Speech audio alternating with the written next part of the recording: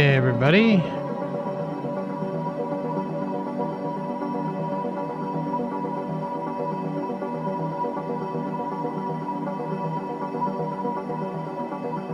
Test 1, 2.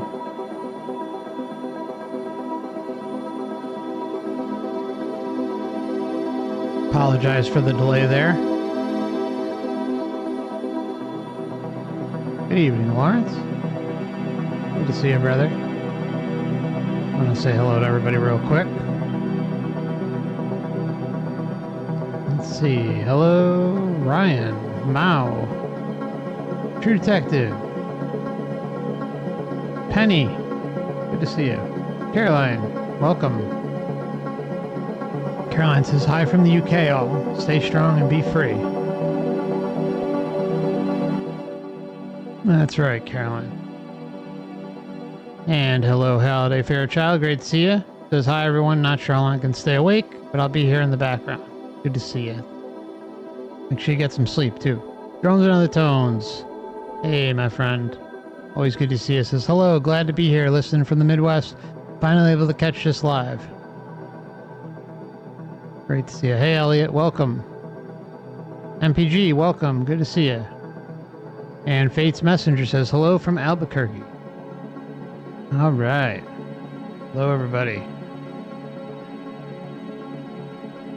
Just had a little bit of a snafu.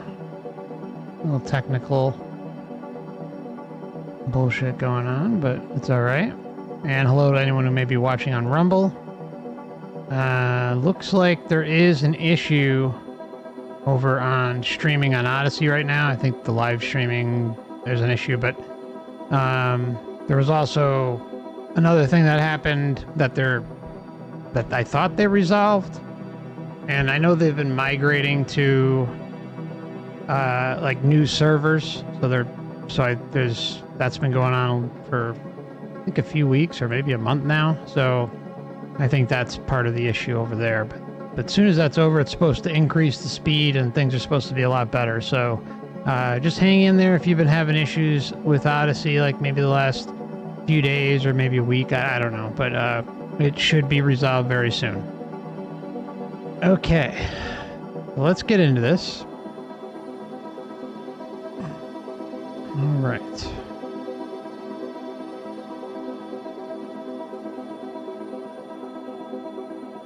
Get this right. Hey, everybody. Great to see you. Happy weekend to y'all. Hope you've been enjoying your time off if you do have it.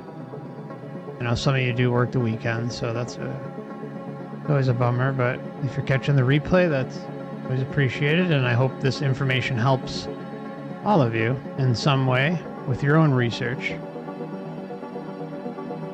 And so what we're going to do is we're going to get in like right into this because it's really late. It's like almost 2 a.m. here. Experiencer Joel Wolf. I would guess we'll probably be here about 2 hours. Hour and 45 minutes maybe. I'm going to try to keep things moving as best as possible.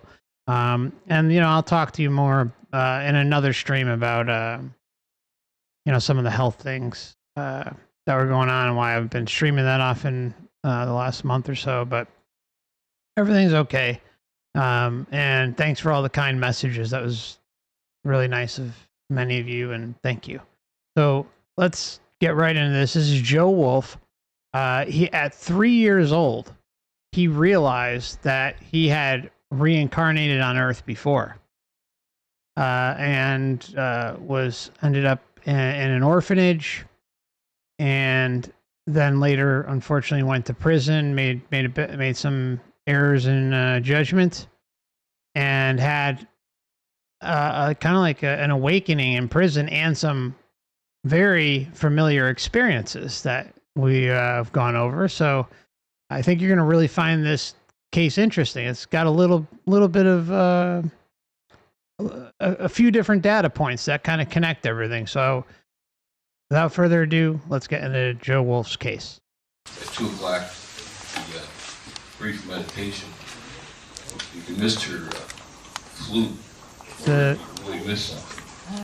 Hopefully If you guys are getting feedback behind my mic, maybe a fan or something, just let me know in the chat, please.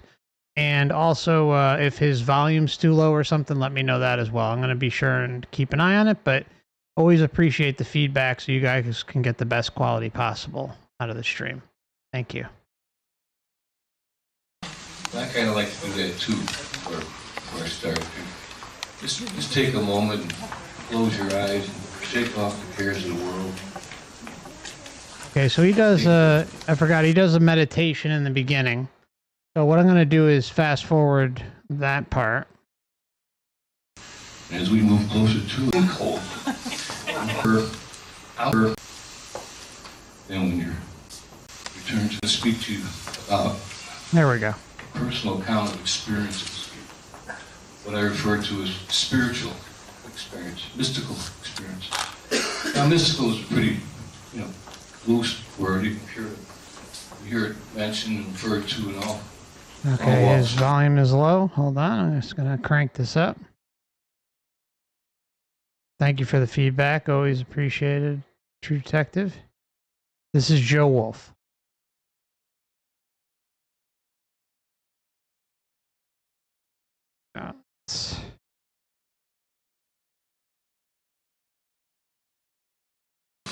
Religion or spirituality, but what I mean by mystical is things that occur outside the norm of worldly physics. Things that don't normally occur. If you're sitting here, you already have some inclination of what that means. Okay, guys. These experiences occurred to me starting at I was a child of 3. And I can remember being barely eye level with the kitchen table. And my father was sitting over in a corner here in Chicago, reading the Sun-Times, and he was peering over his glasses at me. He said, "What is this idiot kid thinking of now?" Because he could tell. I was looking down at my hands, looking down at the body, and looked up at my dad, and I said, "Dad, what holds all of this up?" And it was a very valid question to me. And he looked at me and he says, "Your bones hold it up. What do you think hold it?" Well, that wasn't exactly the answer I was looking for. So we just dropped the subject, but many years later, while I was doing a 10-year prison sentence, I find out what holds everything up. And I'll share that with you in a minute. The first experience I ever had was the first realization that was here in this body. I was 3 years old. I was standing in the front yard of a farmhouse out in Gary, Indiana. My father, World War II veteran, had just won custody of me and my brother in a divorce. And he moved from Texas, where we were from originally, called us a buddy, World War II buddy, at his Chicago, and explained his situation. He said, "Come on up here to Chicago, we're going to get you settled, do something with your boys, and find you a job, and you'll be all right." So he packed up his 2 sons and he came up here. But now he's a single parent, so he had to do something with us. Well, the farmhouse in Gary, Indiana was the place he dropped off my brother. And the first recollection I ever had of being in the body, I'm standing there, and my clothes felt tight, uncomfortable. They felt constraining, alien, and I'm wailing at the top of my lungs. I'm crying at the top of my lungs. My brother was playing with a group of kids over here, and my father was up on the porch of the farmhouse, making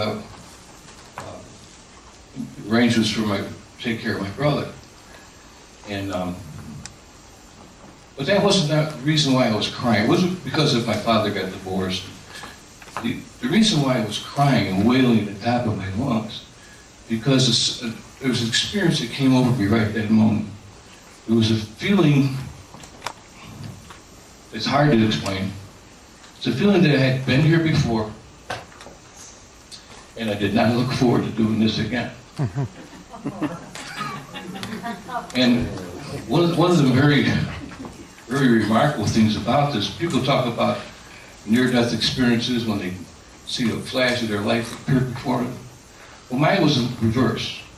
I could see everything in front of me. I could see in a flash everything that I was going to experience. And it scared me.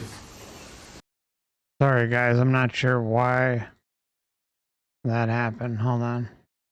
I'm sorry, guys. There we go. Everything that I was going to experience. And it scared the hell out of me. So that was the first experience. The first experience was the unmistakable fact that I had been here before, temporarily removed to some more peaceful place, and now I'm back again. A lot of people use the word reincarnation. I like to use the word recurrence. I like to use the term reincarceration. And what's interesting is, you know, this is a guy, I mean, say that once in a while on the channel, but, you know, he actually went to prison for, I think it was 10 years. We'll find out soon. Anyways, what's interesting is we're going to back this up. I wanted to play that segment out. It's only, what, about 45 seconds, him explaining that, maybe a minute. And I want you to hear what he's going to say, and then you're going to hear the crossover points and why he saw what he saw, and I'll kind of back it up with other experiencers. Well, mine was in reverse. The reason why I was crying wasn't because of my father got divorced. The reason why I was crying and wailing at the top of my lungs, because there was an experience that came over me right at that moment. It was a feeling, it's hard to explain. It's a feeling that I had been here before, and I did not look forward to doing this again.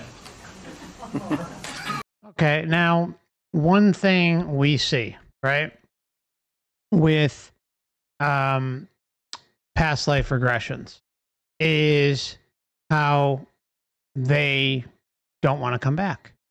Life between lives accounts, they don't want to come back. Near-death experiencers come back. Or, in Joe's case, not looking forward to it. Well, not looking forward to it is because he's already here. Got to remember, he's 3 years old. You know, his dad is about to, unfortunately, send him to an orphanage. And so he's already here. And the next part's even more interesting. And I did not look forward to doing this again. And one of the very remarkable things about this, people talk about near-death experiences when they see a flash of their life appear before them. Well, mine was in reverse. I could see everything in front of me. I could see in a flash everything that I was going to experience. And it scared the hell out of me. So, everything that I was going to experience. He saw everything that he was going to experience. Now, everything is a big thing to say, but I've heard this before. I'm sure many of you have heard similar with pre-birth memories and planning, right? Or those who have like reincarnation accounts early and are aware of their life script, like aware of their parents, right? Like, you know, hey, you know, 5-year-old child saying to his mother, "Hey, I was your brother in a past, not in a past life. They don't say that, but you know, I was your brother before. I was your father before, or you know, something like that." But moving forward, what Joe has, he's in like the sweet spot of being able to identify his past lives and some of his life script.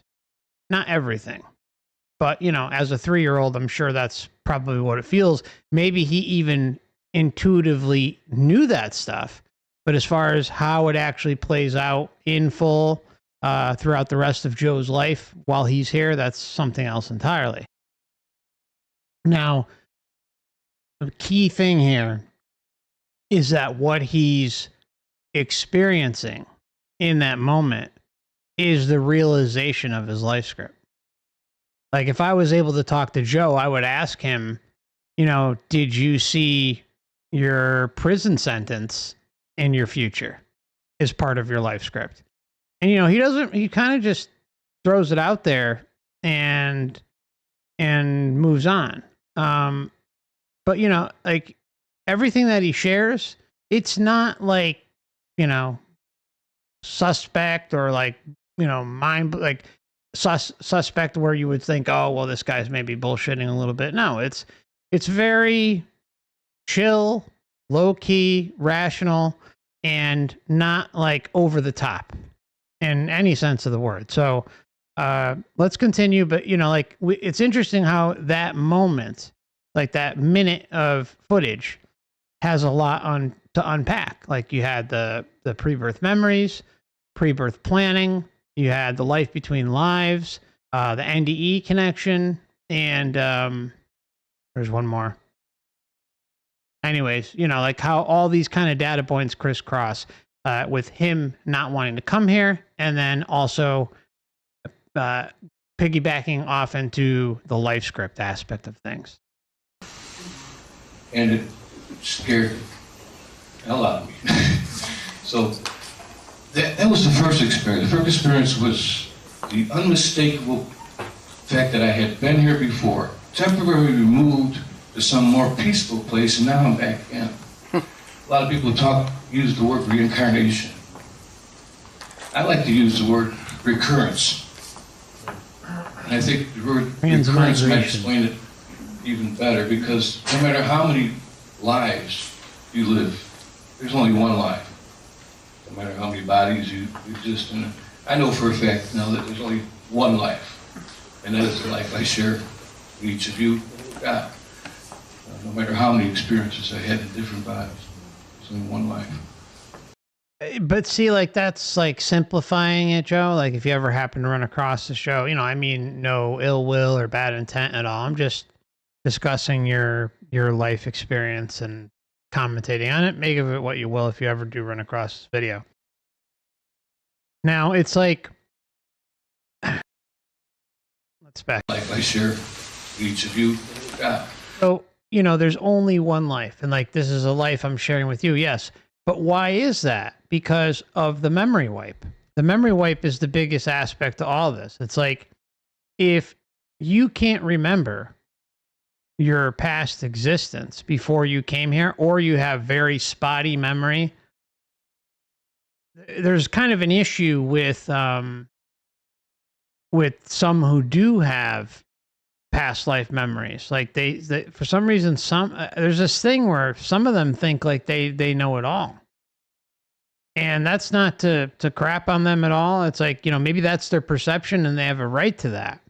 But the Matrix has done a phenomenal job at being able to condense our experiences to this lifetime. Or if you are fortunate enough to maybe have some recollection, like Harold did, and and Harold, by the way, has been putting out videos on his channel. I'll try and get the link for you at the break and leave it for you. But if you're subscribed to him, or you can just, you know what? During the break, I'll be sure to leave it for you. Anyways, it's so limiting, right? And if you think about it, we are these eternal beings. So as eternal beings, why should we even believe for a moment, even if you have pre-birth memories, past life memories, or whatever, right? No matter what, those are going to be a limited set of data to work with. It is not going to tell the whole picture about you as an individual who is an eternal being. So what was happening before all that? What was happening before we came into all of this, right? And that goes to the point where we don't know, right? And that's being open and honest with one another and saying, we don't know. I don't. At least I'm going to say I don't know. And I don't think anyone who claims that they have and know all the answers is someone to be trusted, because we just don't know. And I think the biggest point I try to drive home on my channel is to better to be safe than sorry, right? And that's why the sovereign approach seems to be the best plan of action for the afterlife. So, and you know, we can go a little deeper into that later. No matter how many experiences I had in different bodies, so in one life. But that experience kind of scared the Jesus. But it immediately put me in a place where I wanted to just shun the very memory of it, bury it. And I wouldn't remember these experiences till many, many years later, because I buried them deep in the unconscious part of our brains, our minds that we don't access very much. Okay, and here Joe openly admits we don't access that much with our minds. There you go. I mean, I think we can all kind of agree with that. We can meditate and even have out-of-body experiences, incredible lucid dreams, information, realizations, and deceptions can occur within all of that. Okay? I want to point to a comment by Bobby Davis here. Maybe there was an agreement to see forward at 3 before he came here. Maybe they used it in some way to get him to agree. Very possible. Very possible. There are tricks, there's no doubt, to get others to agree and come down here, right? Or to be deceived and tricked in a wide variety of fashion. One such case that I often refer to is Mary, who I interviewed. She had some shared death experiences. I don't know, I think I interviewed her maybe about 3 years ago now. Very nice lady. I tried to kind of, some of you may have seen it, was a long interview, I think maybe 3-4 hours. And very, very sweet lady. And boy, did she have a lot of things happen. Shared death experience with her dog, and some other things, right? But as far, and she, I'm not going to get to her whole story, but if you want to check it out, go ahead. But anyways, back to Bobby Davis. He says, again, maybe there was an agreement to see forward at 3 before he came here. Yes, I think it's definitely part of his life script. You have to think about what Joe was saying too, right? He was saying, you know, his father was single dad at this point, right? And obviously his father couldn't handle it at the time. It was too much for him. So he was in the process of putting, I think, Joe and his brother into the orphanage. And so Joe is at this moment saying he wasn't crying about the experience that he had relating to his father, but it was this overwhelming realization that he had been here before and that he was able to look forward, right?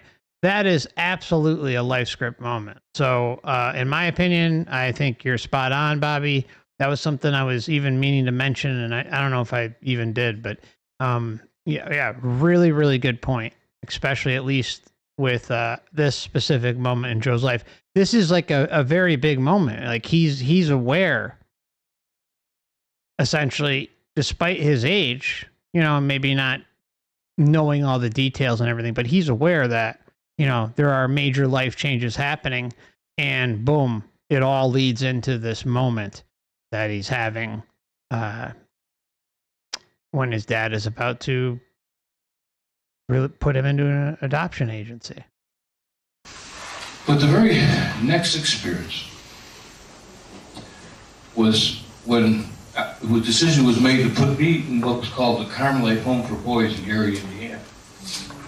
I was born into a Methodist family, Texas Methodist, and we weren't baptized at the time, but my father chose to put me in a Catholic orphanage in Gary, Indiana, called Carmelite Home for Boys. And the experience happened when one day, very, very soon after I was in the orphanage, I came down with a very serious case of the mumps. And some of us are old enough to remember what the mumps are. Most of you girls aren't, but but the mumps were very serious back then. They were highly contagious, and they had to be quarantined. And I remember the little nun that was assigned to my care, she couldn't have been any taller than this. She wasn't much taller than me. She was just a sweetheart nun. I used to call her my little angel. She was the one who would always be called on to do all the little menial duties. The older, more senior nuns would say, "Here, get me this, get me that, clean this up." She was that, and she would always do it with the most pious gratitude. She would happily go scamper and do whatever they bid her to do. Well, she was the nun who was put in charge of taking care of me during my sickness. And I remember that first night when she tucked me in bed. She brought a bag of root beer barrel candies and put it on the nightstand so I could reach through the wood bars when I wanted one. And she was this nun who I used to toddle behind all the time, normally because in cleaning up her rooms, I'd always follow behind her because she always filled my little pockets up with candy. So I made it my business to hang around her a lot. So anyway, she was the one that was given charge to take care of me. And when she tucked me in that night, she put the candy on my nightstand. I remember falling into a real deep, feverish sleep. And I remember waking up in the middle of the night. Now this is an all-boys orphanage. 3 different categories of boys. Babies, which is the classification I was in. Then they have what we call IAs, then what we call big boys. And they were a noisy bunch, let me tell you. So to wake up in the middle of the night and there was no noise was really, it was something to behold. And I remember my cheeks swelled, and my very feverish, and I knew I was very, very sick. I remember rolling over on the back and counting the squares in the ceiling, and I remembered the candy. And I rolled over and got a piece of the candy, put it in my mouth, between my cheek and tongue. And I remember it being very large. And now I can put 6 or 8 of them in my mouth. I wouldn't even know that. But it kind of gives you an idea how small it was at the time. I put the candy in my mouth. There's a reason for the candy. I'll explain. I'm looking up at the ceiling, counting the tiles again. And all of a sudden, through the wooden bars of the crib, a large hand came through and touched me, comforted me, communicated to me that I was going to be all right. It scared the hell out of me, too. I'm looking over. I can't see anybody. Now I'm on the wall, one of 4 cribs on the side of a rectangular dormitory. There's not this wall. On the opposite side are large 6-foot windows from which shone streetlights of Gary, Indiana. So it was always lighting up the scene in the room. If there was been somebody standing there, I would have been able to hear something, or at least see a silhouette. There was nobody there. Just a hand. And a comforting reassurance that I was going to be all right.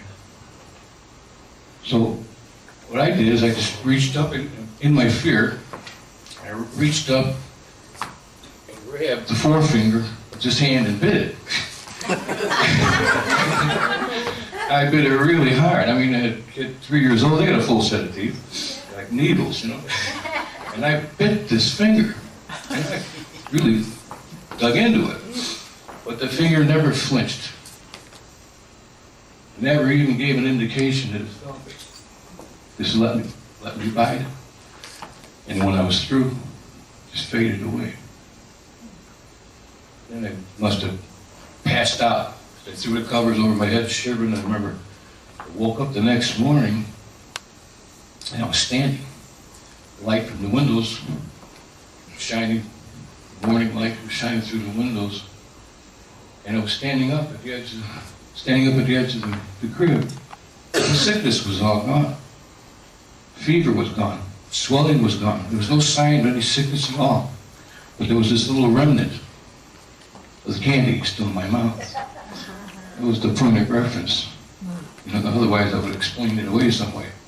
Later on through egoic definitions. But anyway, the candy was still in my mouth, and my little nun comes running in. Actually, she walked in, she ran out, she saw me, because the doctor had kind of given up hope on me. Back then, kids died from this stuff. It was very sick, serious illness. They kind of wrote it off. They said, "Good luck, kid." And when she came in, she saw me standing completely well. She was shocked.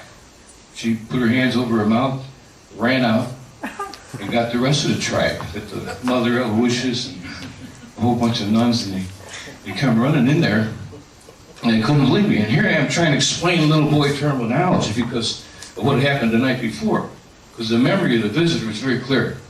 And here I am trying to explain to them, this, come, you know, all of that, right? Well, none of them believed me, of course, except my little nun. I mean, they called the doctor. The doctor came in, checked me out. He scratched his head. He can't figure out. I never saw a 1 day, not even a full day, of this form of the lumps, which was serious. And I knew that something happened. You know, I was too young to figure out what it was. I wouldn't know until many years later. But when the nun and the doctors, when the tribe of nuns left, and the doctor left, all that was left was me and my little angel nun. She picked me up out of the crib and she knelt me down. She put my little hands together. For the first time, I gave thanks. And that wasn't the most profound experience. And I call these experiences in my book, I call them signs, like signposts on the road, or maybe even taps on the shoulder. Those occasional brief communications you have with spirit. Okay, so I find his terminology, signpost. This is kind of something I brought up in with Newton's books, right? When I did the cover-to-cover commentary of Journey and Destiny. Souls. If you're new to the channel, those are really, really important books. And I did a complete coverage of both books in their entirety, and another book too. And there's one to maybe come in the future, but throw that aside. So there are signposts in Newton's regressions and other practitioners' regressions. They talk about the same thing. Now, these signposts can be basically ways to get your attention, right? And they can be literal signposts, but, you know, that's kind of, you know, talking about specific examples that maybe, you know, one or two examples that relate to Michael Newton's research over the years. And he obviously has passed a few years back. I don't remember exactly when, but he's been gone a while. And he talked about how when we are out and about, or we have like tunnel vision, no pun intended, for certain locations, certain people, certain paths that we may take, certain obsessions throughout our lives, but especially as we're like growing up. Like, I mean, I remember being obsessed with a few states in the US, and I ended up moving to them. One of them I moved to right after high school. And then there's another one that I moved to a few years after that, because I was trying to afford to live in that place. And anyways, I didn't understand my drive to go to these areas, but they were there. I didn't understand my drive to hang out and become longtime friends with a small specific group of people, but they were important to me. And, you may look at that and say, oh, well, everybody gets friends and this and that and blah, blah. Well, there's some people in your life and they may come and go, but there are some people in your life that you have a connection with, you have a draw, a pull to, and you enjoy their company, or you want to move to a certain state or get into a certain profession. And that's not by accident. These are signposts, and how we arrive at those signposts can happen for a wide variety of reasons. I mean, I think about magazines or even shows or music that I used to consume when I was younger, and they helped kind of form my drive to push me in certain directions, whether it was career or if it was or moving to certain geographical locations. It didn't matter. Like, it just, like, these were things that I was going to do, and that's all there was to it. You know what I'm saying? And I can't explain that. And when I look back at it today, it's like, oh, well, these were, what was this? Why did I do that? But I did it. And some of the relationships I'm talking about, I continue to enjoy. And so the reason why I'm saying that is because the signpost thing is an interesting thing for Joe to talk about. And there is supporting evidence for it in other experiencer types. So this goes again to the crossover data, right? Like, where these different types of experiencer cases, experiencer types, experiencer data is crisscrossing with one another and funneling into the matrix to present a bigger picture of what's going on here. And so many out there are unaware of it, but it's all there. Like, like I say often, like, you don't have to take my word for a goddamn word I say. Just go out and research yourself. I provide the blueprint for you to look at these things, and it's all there. It's just, you got to spend the time and dig into it. It can take a few years, but it's well worth your time. And I promise you, you will see it. I guarantee you will see it. And at some point, the evidence becomes overwhelming to the point where you can't deny that something is really freaking weird here. Something's rotten, and there's a lot of answers that we do get, and then there's answers that we are just simply not able to get. And that goes to kind of like the bigger picture of what this whole place is, right? This place is designed in an amazing way for us to only get so much information. And if you are lucky enough to desire and want to research and find that information, it's there. But at the same time, you'll be shit on, and so many will, like, if you bring this stuff up at like the family picnic or something, you'll get laughed off and stuff. But you know what? Fuck it. Who cares? The important thing is that you're doing what you need to do for you as a sovereign individual, not as a sheep. And that's why I say all the time, don't take my word for it. I'll provide the blueprint, the layout. You go out and, I break down tons of experiencer cases on this channel so that you can take that and apply it to your own research and see the patterns over and over and over and over again. And hopefully, when the dust settles and the realization sets in that, something's really weird here, and that, the soul trap makes a lot more sense than it should. I think you'd be surprised. So, I know there's a lot of new subscribers and stuff like that. So I'm just throwing this out there.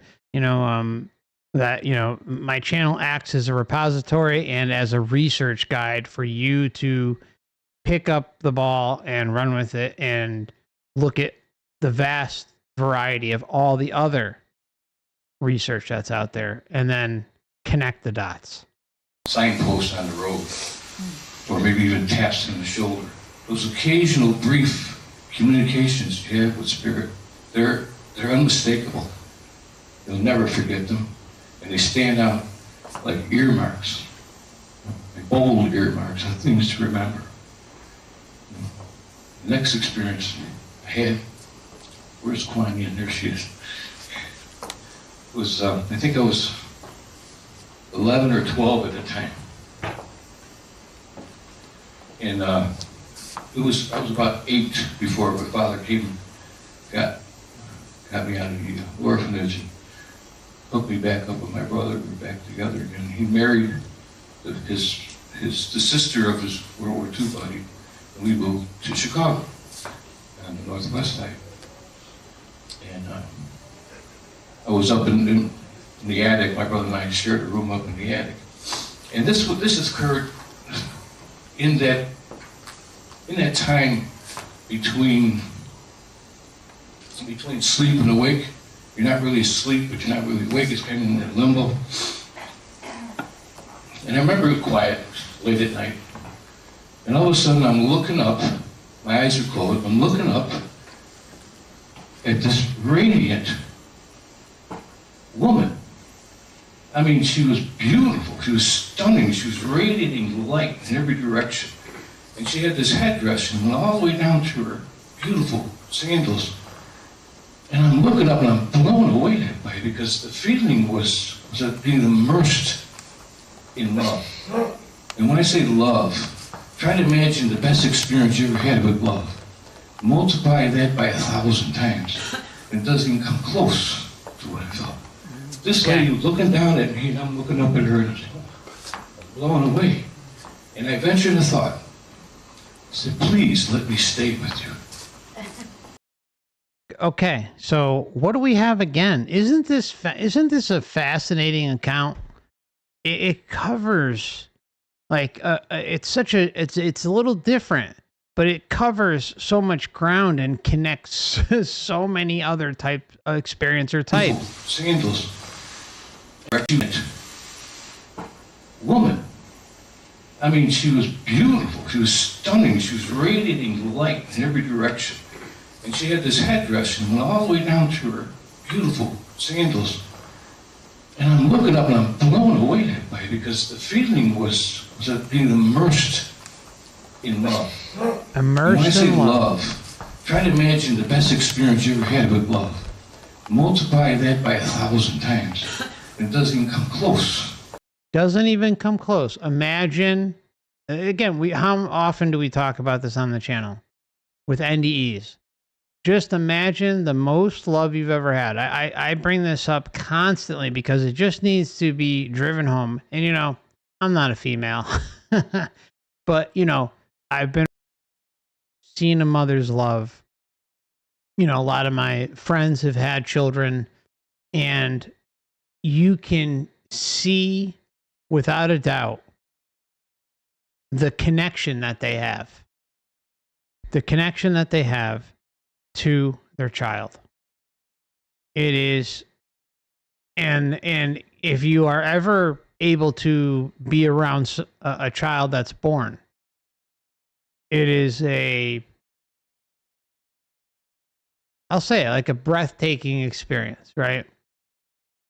Of an explosion of love and pain at the same time. It's the craziest shit in duality, right, of this realm. But I often say, like, listen to NDEs. You'll hear these people say this over and over and over again. Mothers say this. It was more love. It was the most powerful love that I've ever experienced. Like Joe says, times 10, times 100, times a million, whatever you want, 10,000, whatever the number is, right? It is. There's no love that can be compared to the love that they experience in their NDE, or like Joe experienced in this here. And there's no comparison. So how is that happening? How is this love happening? This love is occurring because it's part of the deception in the Matrix realm. Because what they're trying to do is run a script and make sure that you are susceptible, easy prey to continue. Because their mission, this Matrix's mission, is what happens in the long run. It's not about this incarnation. This incarnation is part of it, right? Because they need to make sure that you are sucked into this experience or sucked into a belief-based experience that links to the astral realm so that in turn you can come back. And then what happens in between that phase? You forget who you are. You forget where you came from, why you were here, where you were going, what your purpose is. Rinse and repeat. Why is the most powerful, loving love bomb blast experienced in the astral? How come there is nothing that we can compare it to here, now, today? And you know what? Many of us have been in love. Many of us have experienced that amazing feeling, right?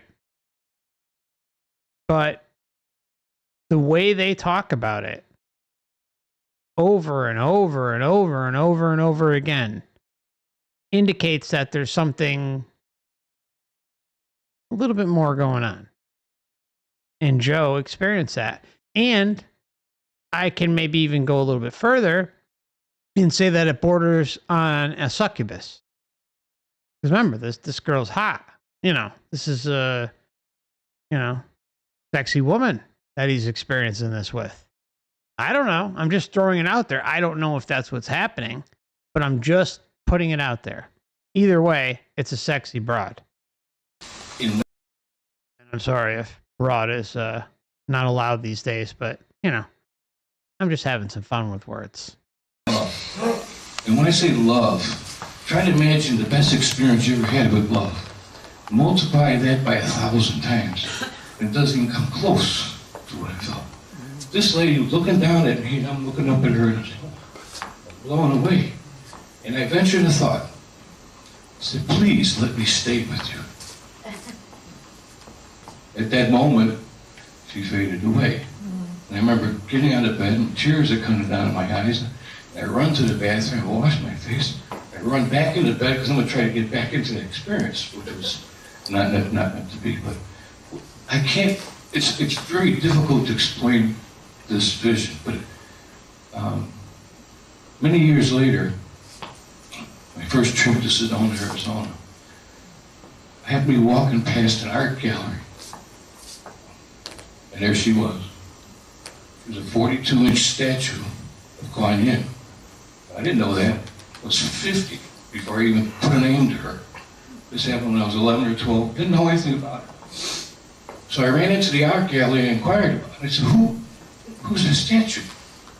And she was in every detail, everything I saw, from her intricate woven ensemble, everything. It was her. And I ran into the gallery and I asked the lady there, I said, who is that statue? She said, well, that's Kuan Yin. I said, who's that? Well, she's the Buddhist goddess of love. So I did some research. I found out that ever since the 13th century, she's been appearing to people all over the world, sharing a glimpse of authentic love. What love really is. Not the puppy stuff that we're chasing. Real love. And so that experience stayed with me all my life. But that still wasn't the most profound experience. I'll get to that in a minute. Now, I graduated eventually. What's interesting is here Joe is talking about, part of his talk is about reincarnation. Part of his talk is about this overwhelming love bomb. Now, like if I was able to talk to Joe when he experienced the entity, the being, or possibly the succubus, this is what she looks like. This is who he saw. Okay. Now, if I was able to talk to him, I would ask him, did she appear early in your life? And the Buddhist connection is interesting because we have the reincarnation connection with Joe at 3 years old. The realization that he'd been here before and that, you know, he wasn't looking forward to, you know, what's to come. All right. But this is who he saw. It seems like his life script is almost destined for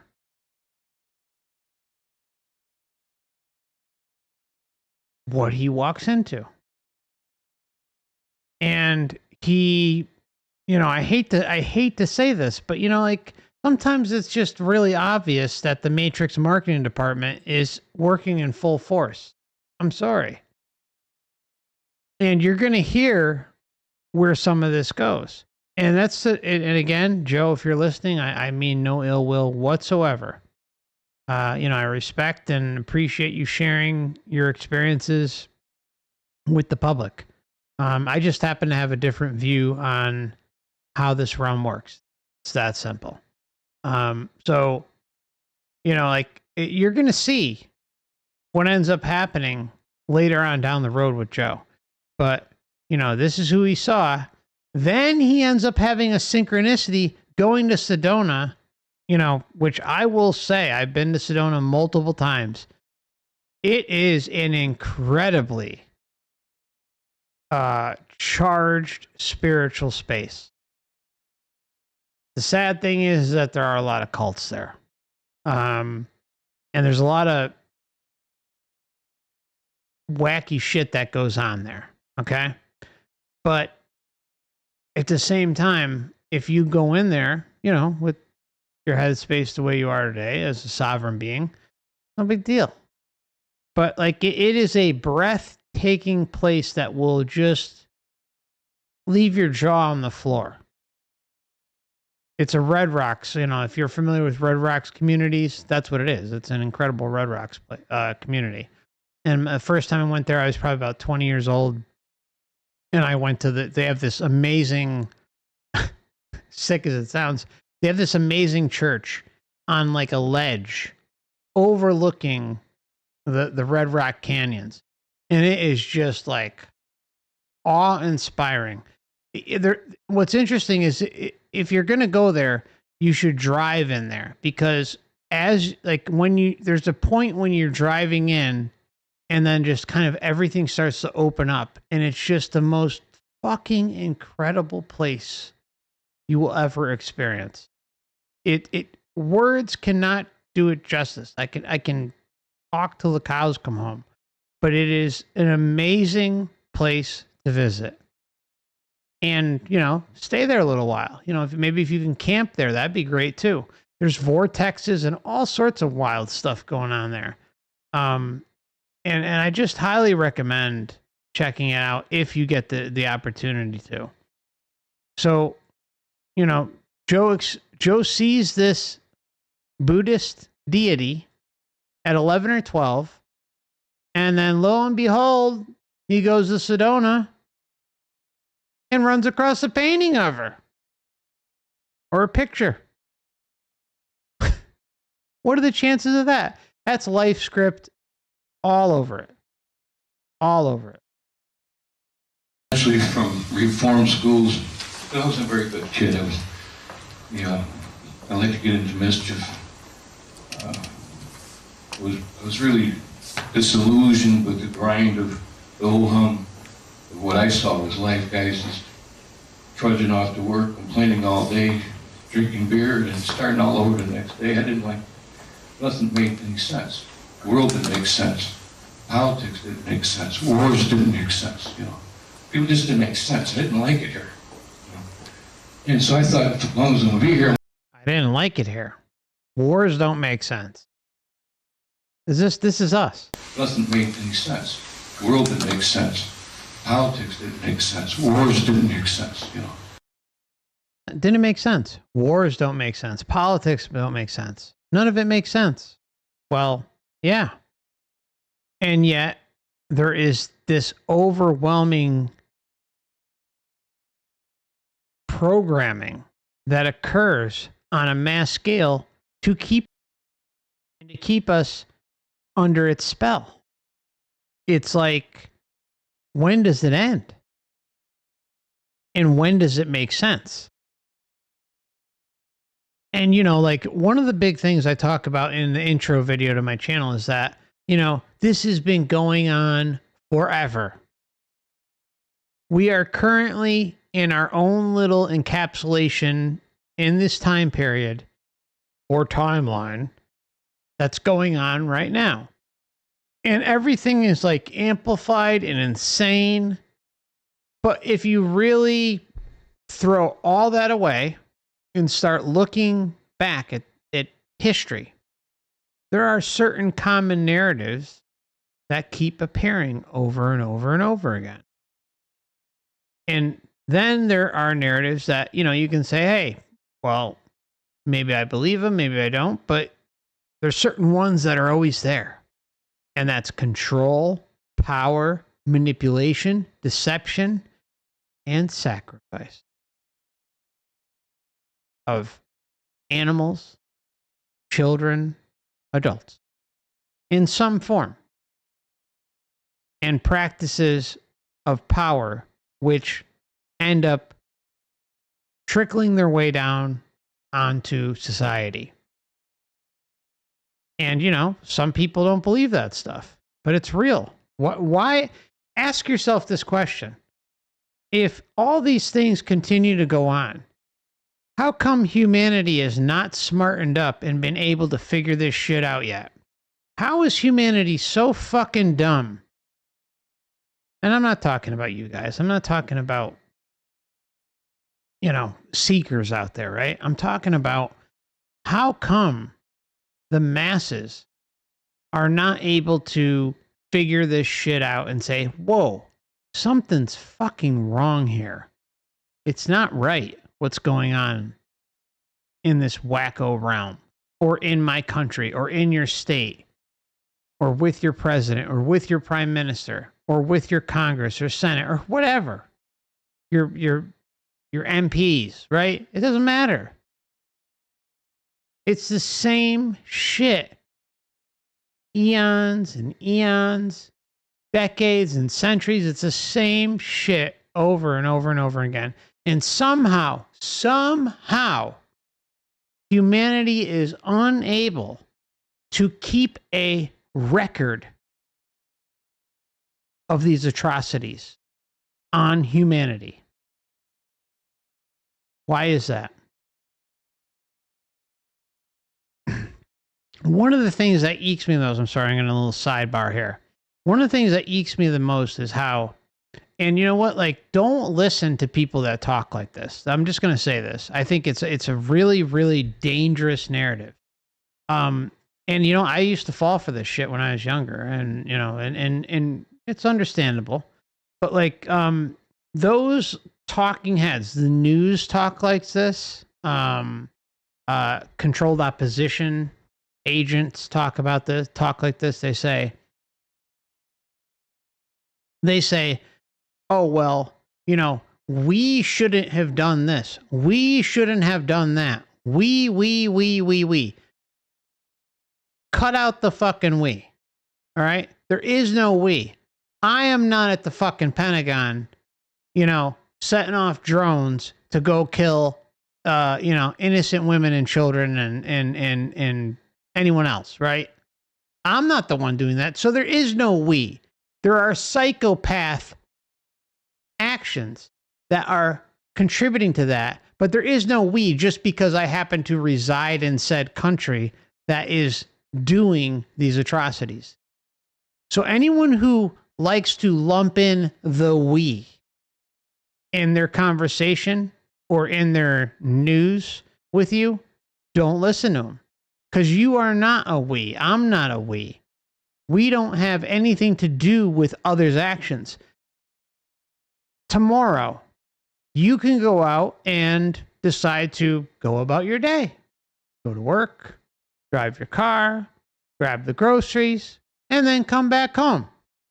Or we could go out tomorrow, which means you, right? You can go out tomorrow, you know, and slay some old lady walking across the street and then go back home. And you could still get your groceries and all that shit, but, you know, you just happened to slay an old lady on the way home.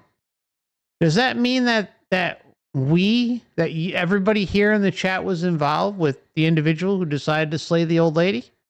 No, there is no fucking we. I'm sorry, I'm sidebarring a lot on this, but it's like anyone who likes it, I feel like the we thing is a spell cast. I do. It's some sort of manipulation. Just because I happen to reside in a country that drops bombs and funds insane wars and steals resources from other countries doesn't mean that I am part of the we. No. There is a select group of the we that are doing it, and I'm doing my own shit over here going about my day. So don't let those motherfuckers cast that type of voodoo mumbo jumbo bullshit onto your head, because it's not true. Okay, anyways. Rant over. It just didn't make sense. I didn't like it. We. And so I thought, as long as I'm going to be here, I'm going to have some fun. My way to have fun was to get into mischief, you know, into trouble. It started out with juvenile, you know, doing the things kids do when they're chocolate and they're stealing cars. And that's how I started. My friends were the neighborhood thugs, you know, the bad boys. And so I fell in step with them and got along real well and had a lot of fun. So they arrested me, and then gradually I went from reform schools to big time. I was convicted of 8 counts of armed robbery. It was back in 1968. I was released in 1976. Almost 9 of the 10 years that they sentenced me. And I remember once while I was sitting in the cells, laying in the cells, again during that in between that point of time where you're not asleep and you're not awake, and the experience of this light experience occurred to me, and I'll explain it. It's a little difficult to explain. I remember it started to occur several times. Now, the only way I can explain this to you is imagine it like you're a light bulb, okay? Now the energy, the electricity flows up through the terminal of the light bulb and then goes into the filament and lights it up. That's what makes the light. The energy going through the terminal into the filament. I remember the first time it began to come up. It was coming up from a place so vast. It's like an immense surge of energy that was coming up, and it would get through the terminal, but wouldn't quite make it to the filament. Because I was paying too much analytical attention to it, trying to figure out what's this, you know? Okay, so this happened about 3 times over a period of a few weeks, where I would have the sensation of the energy coming up, almost touching the filament, but not quite getting to it. Then one day, it happened again. And this time, I was going to sit and watch it. I wasn't going to think about it, I was going to watch it.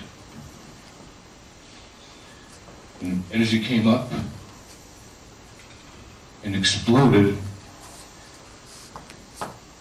in an explosion of light that I can't even describe to you. My eyes were closed, but I could see the light. And like Diane mentioned, it's not light that hurts your eyes. And it's so encompassing, and brighter than the sunlight. And it just blew out onto the gallery. It's filled up my little cell. saturated that little room and blew out onto the gallery. Now all the rest of the prisoners were asleep, but 40 cells down at his watch station was a guard. And he jumped up at the sight and ran all the way down to where my cell was and stopped right in front of him. But by then, the light had dissipated. And it was back into Joe. And he just kind of looked up and down the cell trying to figure out what was going on. Then scratched his head and walked away. He never made a report of it. So that was another experience that really blew my mind. I couldn't figure it out. I didn't know what was this stuff. Am I nuts? What's going on? You know, and all these experiences were like that, but I always buried them. Especially the experience of climbing in a pyramid, because growing up in a Catholic school later on, I once made a mistake of raising my hand when I were talking about the Blessed Virgin. I said, yeah, I think she appeared to me. But that was the worst thing I could have done. Blasphemy, oh my God, the nuns beat me for days after that. Who do you think you are? So I learned to keep my mouth shut about this stuff. I didn't question my own sanity. Well, after the light experience, there was one more, was in prison. See, I wasn't a very good... Okay, so, you know, it's interesting, right? Like, he's... You can tell... I've heard and read and listened to stories of prisoners who are susceptible to out-of-body experiences because they do not want to be behind bars, obviously, right? So there are accounts out there. You can find them, do some digging, they're out there. And how they so desperately just want to get outside the gates. Or it can sometimes start where, you know, like they roam around the prison inside. And I think there's like the psychological component there, because it seems to be a somewhat, see, I've got to be careful with this because I don't want to say definitively, but it seems like the first few experiences generally are within the prison walls, right? So they may be able to go down the corridor, or they may be able to go down like into different cells and leave their body, or have they'll have an OBE, or they'll have you know, a very lucid dream, and they're able. And sometimes, like we heard with Joe, they can have an experience and trigger the guards, you know, but they're still kind of within the system, within the prison system. But eventually, you know, if they're spending enough time there, they can sometimes, or more often than not, like if they're determined and they're a spiritual being that is curious about what's going on, then they can leave their body and actually leave the prison, you know, have an OBE outside of the prison walls, you know, and then obviously come back. It's not like they're permanently out there roaming around the streets or anything. It's just that they come back just like any other OBE comes back. So it's interesting, right? And there is this thing with prisoners who talk about these accounts. And, you know, you'll run across them. There's not a ton of them, but there's enough out there where, especially those who are serving big sentences or have a spiritual transformation inside the prison and turn their life around. And that doesn't mean that they have to, you know, believe in reincarnation or anything like that. It could be Catholic, Christian, Muslim, doesn't matter. Like they at some point, opening yourself up to things like that can possibly result in going outside the body at night when you're sleeping, having a lucid dream, etc. Convict either of those in trouble. Did almost 3 years in solitary confinement, trying to blow up on the penitentiary. Trying to escape attempts. I lost all privileges. There's no way of getting parole, and they couldn't do anything. I had the attitude where, you know what, hell with you. You do whatever you want to do. I just didn't care. I've given up on the God thing too. You know, God to me was nothing less than a fairy tale, something only the gullible believed in. So I wasn't a very good boy at all. And one day, in fact, I was the leader of a second in command of a gang in maximum security prison. And one day I happened to get in a confrontation with another gang leader. This guy was one of the biggest gang leaders in Chicago, black gangs in Chicago at the time.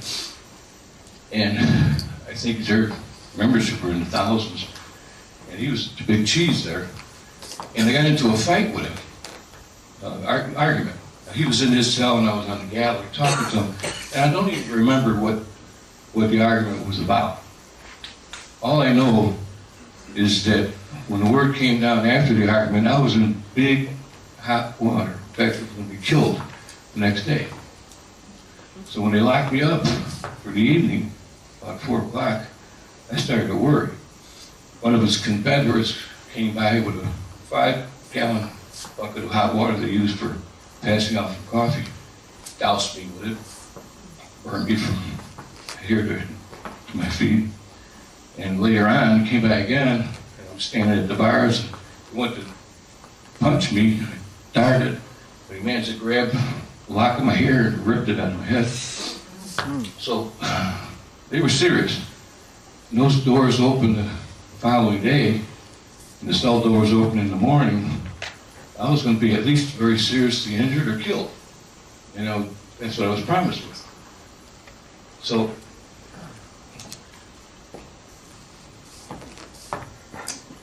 I started to do something I never did before, or hadn't done in a long time.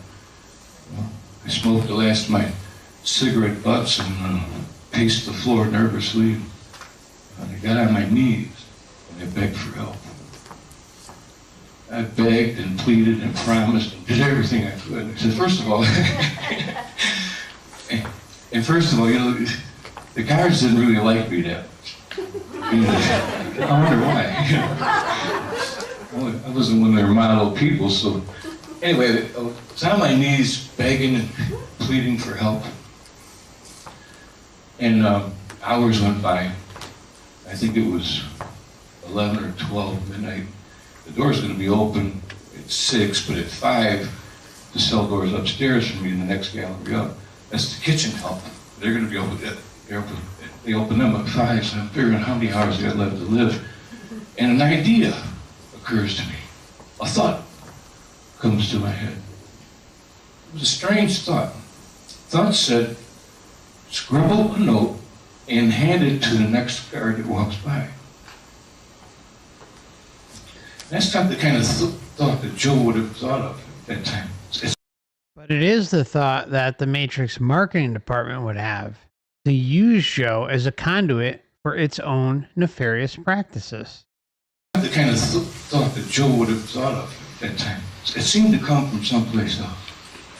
First of all, it sure did. Scribbling a note that meant stupid in the penitentiary. It's not snitch. It was unheard of. You don't tell on people. And number 2, guards didn't come by. They rarely came by. Well, I listened, and I scribbled a note. I'm in trouble. Kill me. Please help. Well, don't you know, a lieutenant of the guard, no less, happens by myself. I reached the note out to him, and I said, please help. He looks at me, sees the state I'm in, you know, the hair missing and scalded a little bit, so he took the note, eyes wide as saucer plates, and turned around and left and went from where he came. Now this had to be midnight-ish, you know, right asleep, and I'm sweating. I'm really getting down to the last few hours. I know something terrible was going to happen. So 1 o'clock goes by, 2 o'clock, 3 o'clock.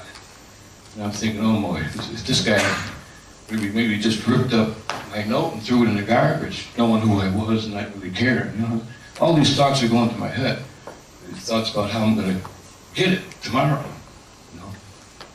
Here comes the Anyway, savior. 4 o'clock comes by, 5 o'clock comes. And I hear the guards upstairs rally their big heavy keys on the cell doors of the kitchen help. Now I lose all hope.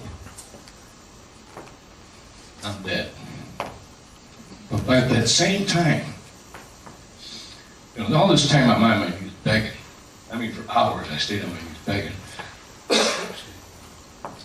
But about the same time I hear a bunch of noise down at the other end, at the lower part of the gallery. And this noise happens to be a lot of guards.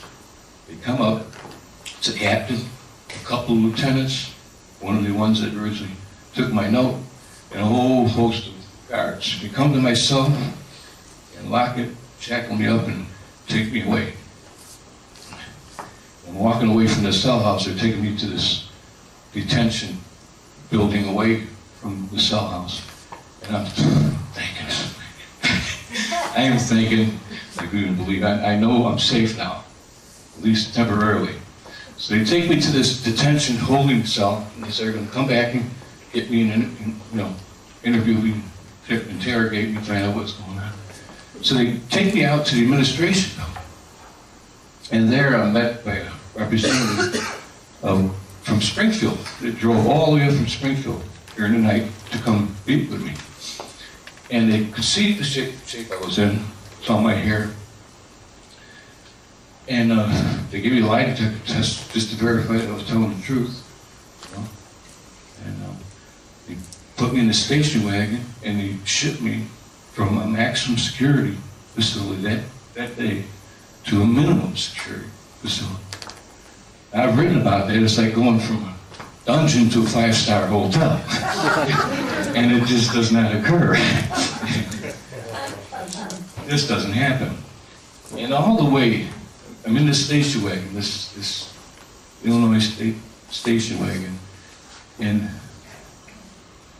the thoughts that were going through my head was, how could I have ever doubted you?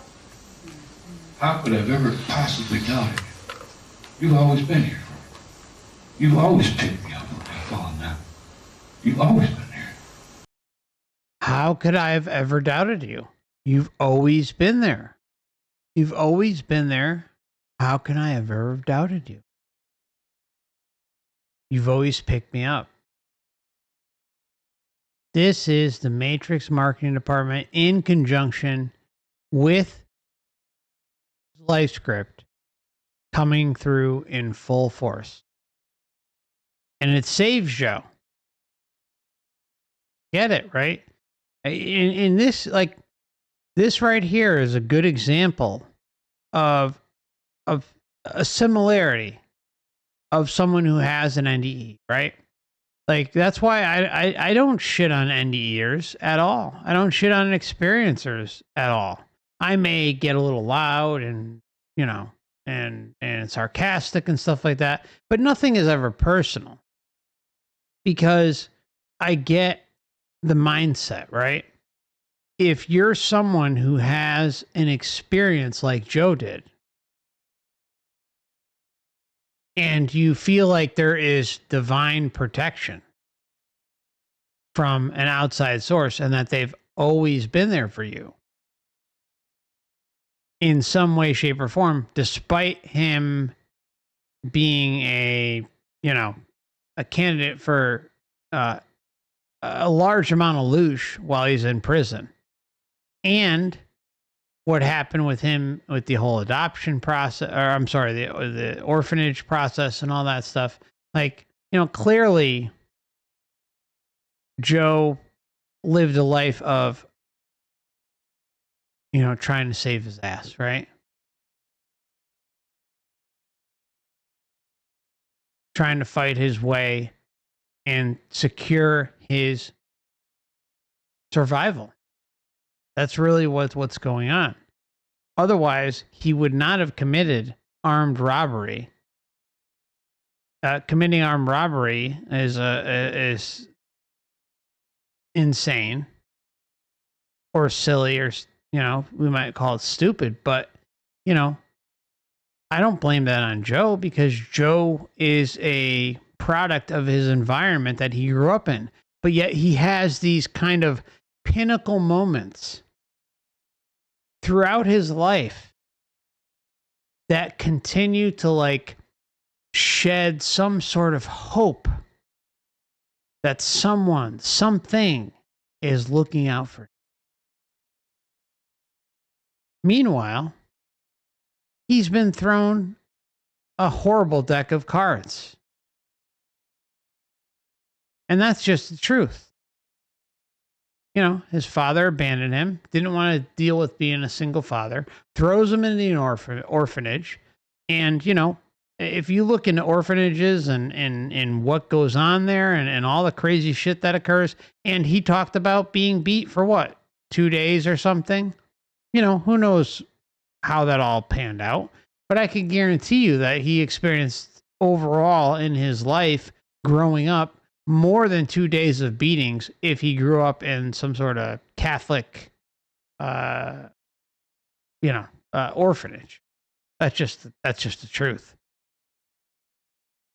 So here he comes and is having this experience again, and immediately he goes right to, well, you've always been there. You've always been there for me.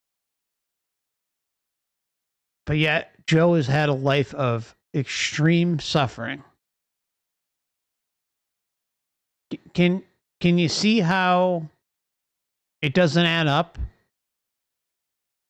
And one of the things that like you can look at life in general with, and this is at least for me, I can't speak for you, but it'd be interesting to hear some feedback in the chat or in the comment section. Feel free to leave a timestamp and say, hey, in reference to what you're saying here, this is how I feel. This is how my life panned out. My question is this. I think the vast majority, if not all of us, while we may have good times in life, those good times pale in comparison to the slave times the slavery racket that we're all involved with, right? The things that we have to do to survive. The fight or flight, paying the bills. I just don't see those amazingly incredible good times are really good, right? And there's something to cherish. There's something to look back at and appreciate. But when you take those good moments and you put them on one side, and then you put the struggling aspects of everyday life on the other side, and the horrors on the other side, and you combine them together, and you look at them from a mathematical graph perspective in your head, right? This is in your head. How often are those amazingly incredible, great moments in comparison to the shit show? I don't think I need to really even elaborate any further, because I think most of us, if not all of us, can relate to that. So please, if you're listening, leave a comment. I'm curious. Maybe you've had more, standout, incredible moments in your life. And if you did, I love it. That's awesome. And, I tip my hat to you. But, I think the majority of us, like those, high peak, incredible, hell yeah moments in the Matrix versus like the everyday kind of mundane day-to-day life experiences and the survival mechanisms built within us. I think I think the numbers are pretty skewed. That's just my opinion. You know, but that wasn't it. They take me to this new place, and they put me in the maximum security facility within the minimum security facility. And it's like a interim. It's like a, you go through several weeks, in my case it was months, of just watching, observing. Well, anyway, they opened up this room. I call it a room. It was more like a room than a cell. I went in there and there was a real bed. There was a window that opened up to trees and sunlight and grass. There was hot and cold running water. There was a pillow. There was a desk I could write. And when they locked the door behind me and they left, first thing I did was I got on my knees. And I thank God for what could have been nothing less than divine intervention. Couldn't have been anything else. I was convinced. And I stayed on my knees for a long time in gratitude. Thanking, and thanking. I mean, I think I stayed on my knees for about as long as I did begging for help the night before. Just listen to that open admission. Listen. We'll replay it. Thank you. And thank you. Couldn't have been anything else. I was convinced. And I stayed on my knees for a long time in gratitude. I stayed on my knees in a long time in gratitude. Thank you. Thank you. Thank you. Thank you. I think I stayed on my knees for about as long as I did begging for help the night before. As long as I was begging for help the night before. So, think about it. Joe is here. He's comparing the the trade-off, right? It's so sick, right? I mean, I'm just throwing it out there. Maybe, all right? He's begging for his life. He's begging for hour after hour after hour on his knees for someone, something to recognize his letter, to save him, because he knows shit's about to go down, aka he might get murdered.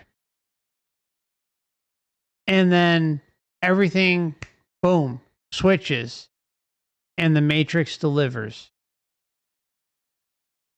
this holy experience less than 24 hours later. And wait till you see kind of what ends up happening with him over the long term. And you know, to no fault, I'm not judging Joe whatsoever. Again, anyone who has these experiences, they're powerful. And because they're so powerful, their perception on the rest of what's going on here is a bit skewed. When I say here, I mean the Matrix, right? Like what's happening. As long as I did begging for help the night before. And when I began to get weary, I got up off my knees and I laid down on that bed. In the instant my head hit the pillow, that's when it happened. A strong vibrating sensation began to overcome the whole body. I can't describe it. I'll try to describe it as much as I can. It was a real comforting sensation. It just enveloped the whole body. Then there was a sense of rising above the body. And not just rising, but expanding to include everything in that cell. I became that cell. Every molecule of air, the sunlight that shone through the window, the ceiling, the floor, everything within about 100-foot radius of the cell was me. While the body laid on the bed, I, the essence of who I really was, expanded to include everything around me. It was gentle, but all powerful. It felt like the loving embrace of a father or mother or a child. And it held me there for a few minutes, and then gently placed me back in the body. And I got up, and I looked around. I said, what was that? What was that? I mean, this had to be something to do with the God stuff.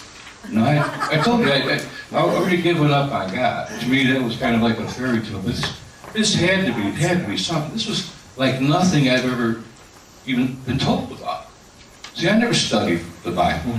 I was not a Bible thumper or holy roller or everything. I never read any books on the subject, you know. I had experience. And these experiences were, I like to say, likened to the cart before the horse, you know. So I had the experience of the love of God. And some of you who were in the room happen to know me. Every time I use a salutation, they go, love, light, and the peace of God. Well, the glimpse of love was Kuan Yin. The light was the light explosion in the south. And the peace of God was that peace I felt when He lifted me gently for a few minutes, kissed me, and told me again that everything's going to be all right. So from that moment on, life turned around. I was a career criminal up to then. If you'd known me 35 years ago, see me come in your direction, it'd probably be better if you walked across the street.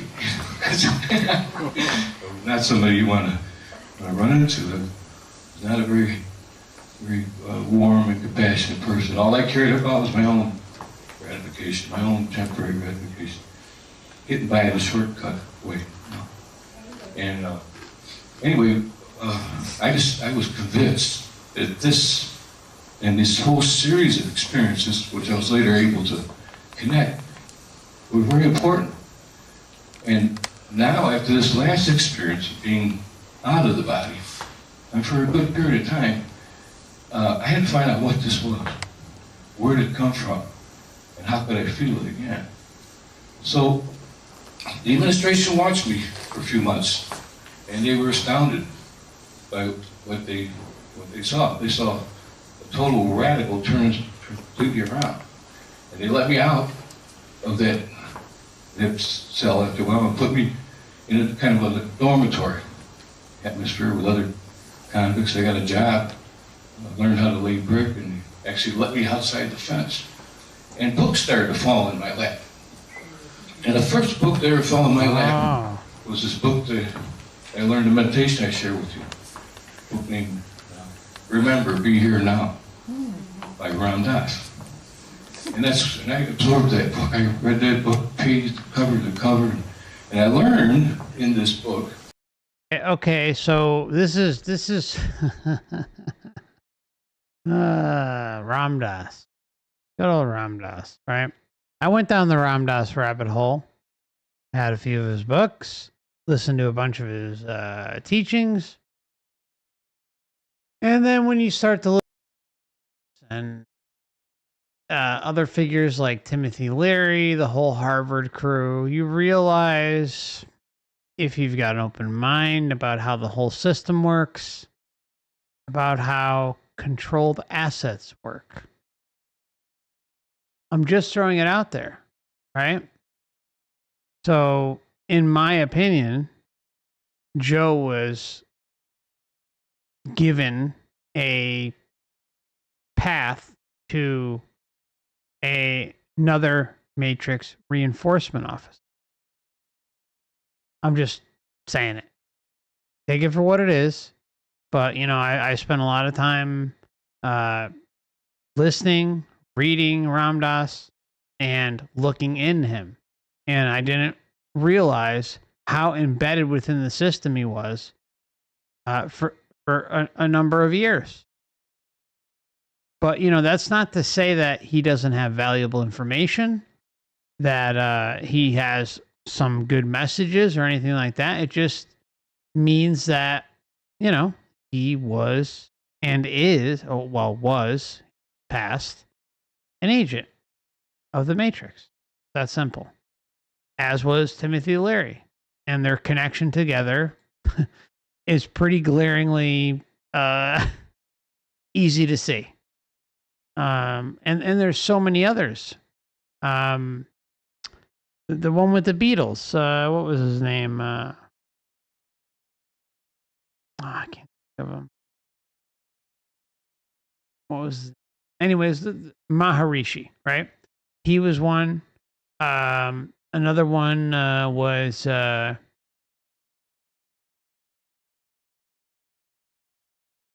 one that is around today is Sadhguru. He's one. Clearly, I mean, Sadhguru is like one of the most blatant Matrix agents. It's not even funny.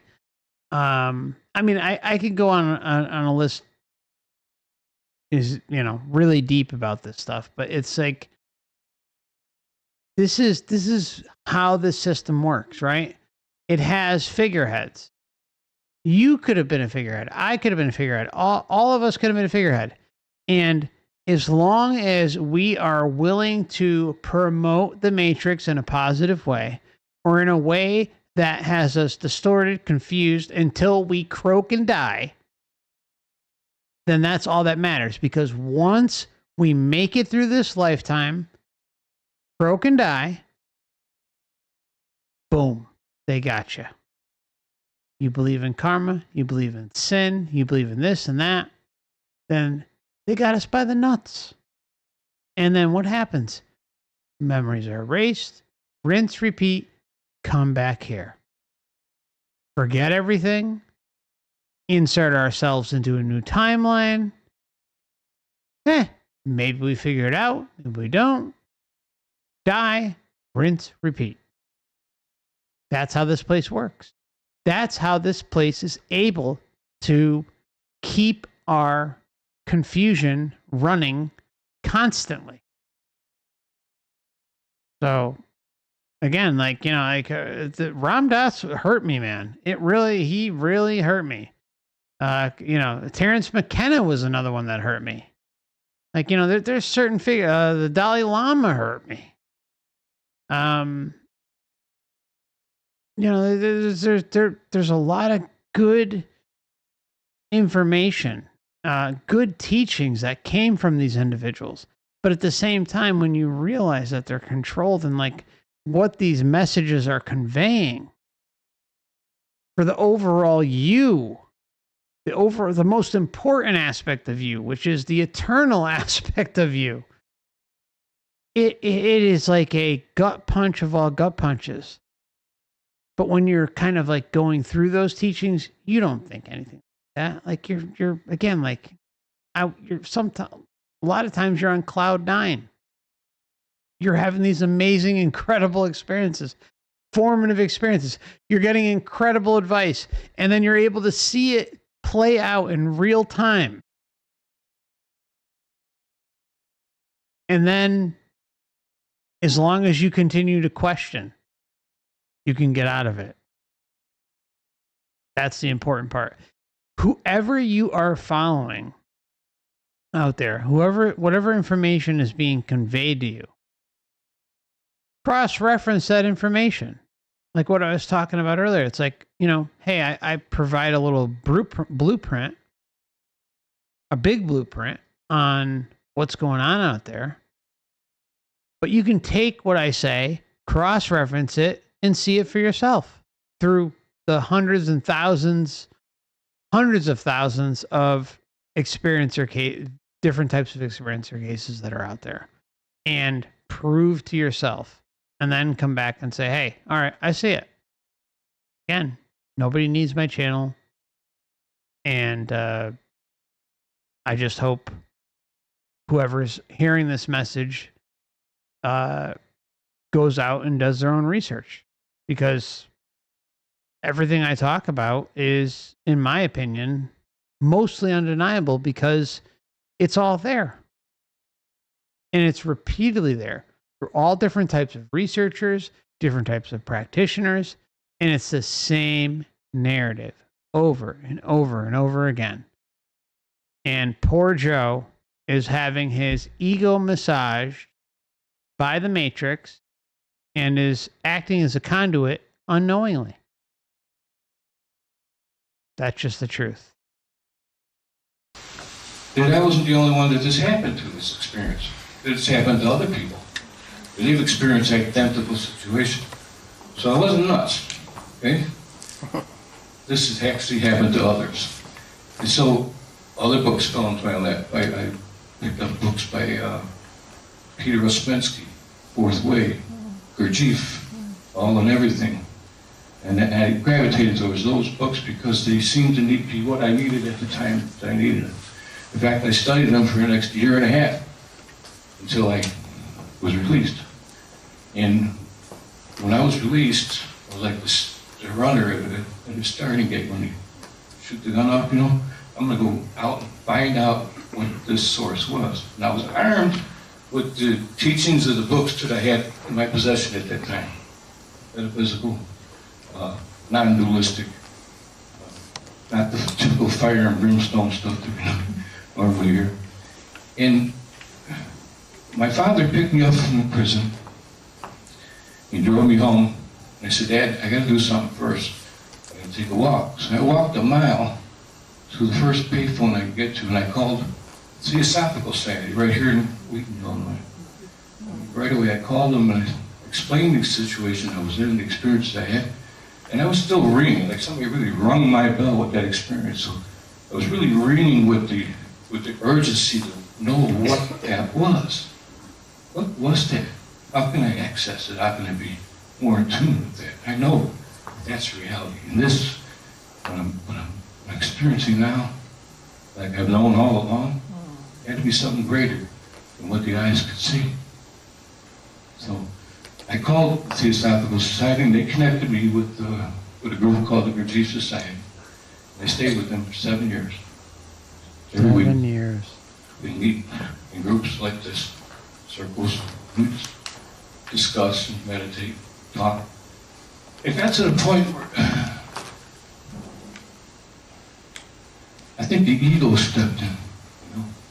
Ego has a way of defining everything and trying to set things right and pat you on the back when it thinks it needs to, but explaining things to you. And I got to the point where I wasn't getting what I wanted to out of these meetings, and I was telling myself, oh, you don't really need that. Just be a good guy and don't worry about that stuff. And it was torn between staying with the search and leaving it. And so I left. And what happened when I left the search is like a downward spiral, a crash landing. Okay? Started to drink heavily, started to use drugs, lost my family, house, home, possessions, lost everything. I fell off the path for some 18 years, I want to say. Oh. Now, I worked the whole time, I made money, but that supported my drinking and whatever else I was doing. But it completely threw me off the path. The need for personal gratification, temporary gratification, the worldly things I thought I needed. And one day, about 50, just before I was 50, by chance, I communicated with a woman who's now dead. She lived in Whiting, Indiana. And she sent me a book called Conversations with God by Neil Donald Walsh. And I love that book. I mean, she sent it to me, and I absorbed that book. And it reawoke the need in me for the search. And so the recollections came back. The experiences came back. Conversations with God. Conversations with God is, again, relying on something externally to you for verification, for pats on the head, instead of it being from within, from a sovereign, eternal creator being perspective. It's immediately relinquishing your sovereignty to something unknown, something that may or may not be responsible, if not is a fake construct of this matrix to get you to be sucked in and continue on your journey so that you end up with more reincarnating. It's that simple. That simple. Because at what point do we say these gods, goddesses, deities, archetypes, whatever, clearly don't have our best interests at heart if they are involved with this realm? And then what if some deity, archetype, whatever, came and said, hey, I have nothing to do with this place. I don't know what you're talking about. I don't know why you're worshiping me. But, you know, I do have this set of information that I can share with you, and it may be helpful on your journey, either while you're on Earth or perhaps right after you die. Now, the question is do you trust that? Do you feel that that being or that situation is worthy of your time, your energy, your experience in exchange for trust? Why should that trust be granted when it is clearly linked to here? That's the difference, right? All of these beings, all of these archetypes, these entities, whatever, right? There is a clear-cut case to be firmly made that they all come from within this matrix system. And if they are not straight up deceiving, they themselves are being deceived and passing that down along to us or you or the individual who is buying in to their bullshit. One of the like most important videos I ever did was and it barely scratched the surface, was about gods. How many gods there are in this realm? How many are different gods are worshipped and looked upon as, you know, reliable sources, deities in this realm. And then those beings are seen in near-death experiences. They're seen in shared death experiences, which confirm near-death experiences. And it just goes on and on and on and on. So at what point do you put your foot down and say, hey, I don't know. It's okay to not know everything. And I'm just going to take the sovereign path. That's the difference. That's the difference. There is no waiting or guessing that, oh, well, I've got to go between the grid. I've got to go through the astral in between the grid. I got to turn around in the tunnel, ignore the light, and then go through the grid. Or, you know, I'm not going to listen to Jesus, but maybe I'll listen to Muhammad. Or maybe I'll listen to whoever, right? But these are all matrix constructs, matrix characters. And if they themselves, A, are real, or B, just completely customized constructs, because what we see in NDEs over and over and over again is how experiences are customized. We see the same thing in shared death experiences. There's a customization going on for the experiencer that is revolving around their belief system. And that belief system seems to be to our detriment.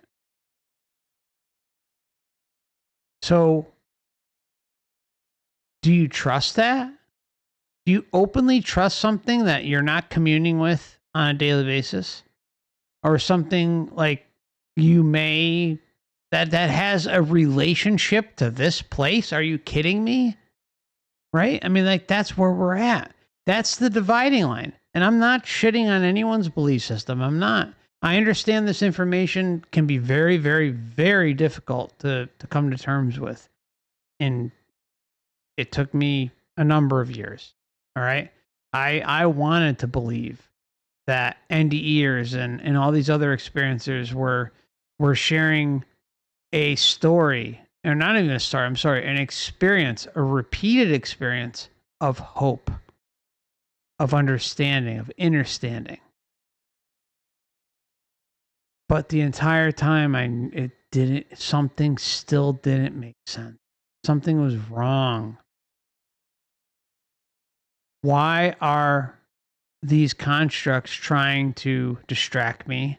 And why are they trying to prop up and explain away the horrors that go on here? Meanwhile, they're in their precious little astral form doing what they do, and they don't have a meat suit with pain receptors. They are not around when the child is being abused.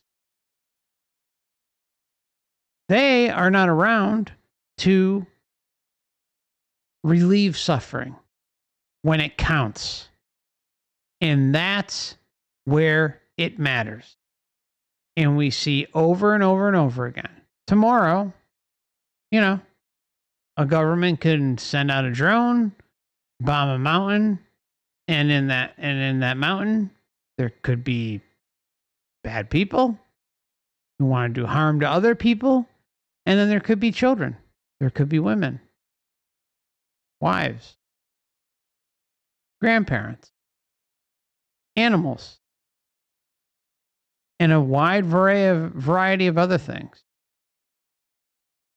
And that and the innocent lives, the innocent suffering, isn't taken into consideration whatsoever. We can go back to the whole we thing, but we'll leave that. We'll table that. If you've been listening, you'll understand. Kind of like the the sick, twisted shit that kind of comes with the whole we thing. It's. Anyways, I'll shut up. It's just like, when does it end? When does rationality fucking show its face? I'm sorry. I'm ranting. It's like, but like when does it show its face? When does looking at this place for what it is come into a realization that isn't going to be trampled on any further? And I think I think the biggest realization is knowing that you are A, an eternal being, and B, a creator being. And that, okay, so we're all on equal footing. Nobody's special. This isn't about ego or any of that bullshit, right? It's that if these things are true, and they are, those are two things I can state with the most conviction possible. They are absolute facts. Then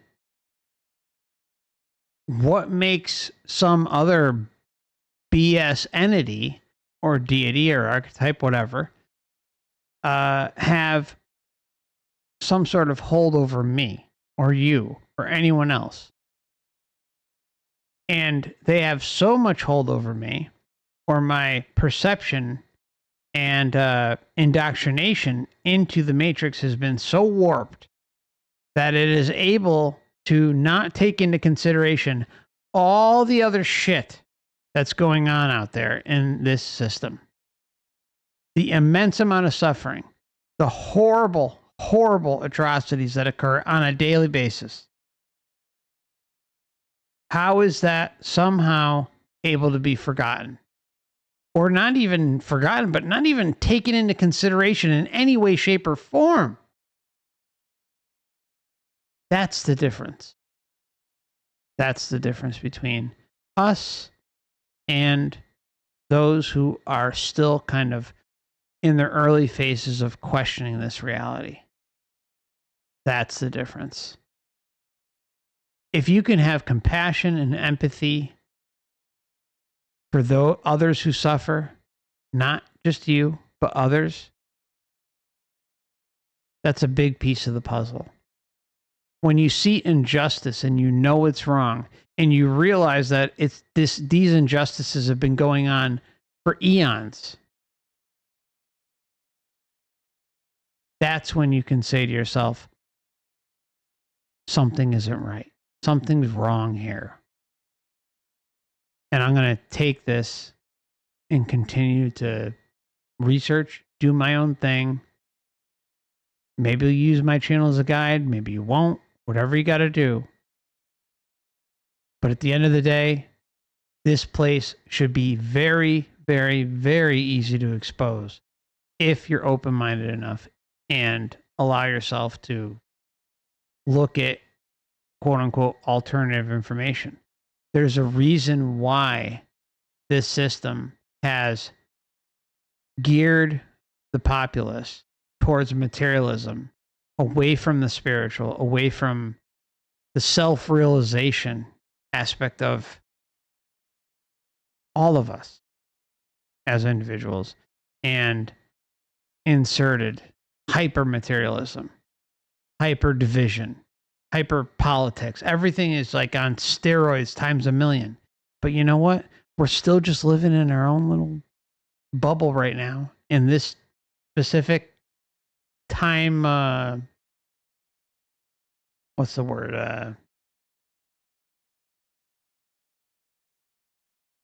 Not time slip. I want to say time zone, but it's not time zone. Anyways, you know what I'm talking about, right? Life script. Let's just say life script, and do just at some point, I think our true essence takes over and realizes that, hey, this place does really good at selling itself.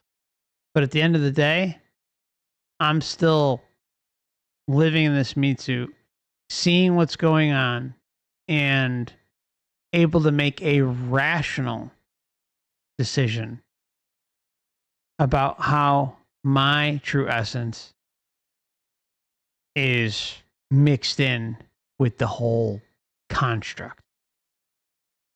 And that whole thing should not involve being taken advantage of and memory wiped and brought back here at some point again. Rant's over. Sorry, guys. Decided right then and there, I got to be back around these like-minded people. I have to get back in tune with what I intended to do. I got to find out what this is about. And so I made up my mind to really divulge myself in this, and I actually started a group meeting that goes on to this very day in Chicago. I don't host a Conversations with God group anymore.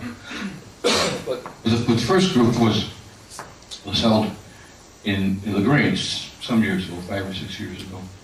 And I invited everybody who had any interest in this to come. Bring whatever books you want. Bring Neil Donald Walsh, bring any book you thought was pertinent. I like to just be around you, hang around you, spend some time with you, and have these weekly meetings, which I did ever since then. And some of the books that the people brought were books by Dr. David Hawkins, who lives in Sedona, Eckhart Tolle, some of the big names and people we all know. And the conversations with Course in Miracles came from and Gary Renard. And when I heard this Course in Miracles, I understood it to be, after some explained, that it was a simple process of application of a spiritual discipline. And that made sense to me. And we can go to group meeting after group meeting, read book after book after book, but here was something I could do with what I thought I knew, right? I could apply it everyday life. And this is a teaching that's been going on for thousands of years. It teaches authentic forgiveness. Authentic forgiveness. But forgiving yourself for what you think you see through 5 very limited senses. Totally eliminating all need to judge, blame, host opinions, positions. It was a way to integrate truth with what I perceived as reality. And I embraced it like a treasure map. And I heard, this message actually came from 4 or 5 different places. One girl said, "Joe, did you read this book?" Another one said, did you read this book? And another one handed me a CD. Another one handed me another book. They're all on this Course in Miracles. So I said, you know what, I'm gonna check this out. So the first thing I did was, one of the gifts I received was a two CD set written by Gary Renard. Now, Gary Renard is well-renowned, world-renowned author of The Disappearance of the Universe. And I put the two CDs in my car, and I think for the next year and a half, that's all I listened to. There was no radio or anything. I just listened to that over and over again. It's such a mind-blowing, enlightening teaching. It comes from not some evangelical type, you know. It comes from one of us. And the way he describes it was just so endearing to me that I loved every minute of it. And so I picked up the course, started doing the course. And the course is very simple. All it is a course. It's a course in how to do something, integrate what you do normally on a daily basis with forgiveness. Not the kind of forgiveness that lets people off the hook, but forgive yourself for your own perception.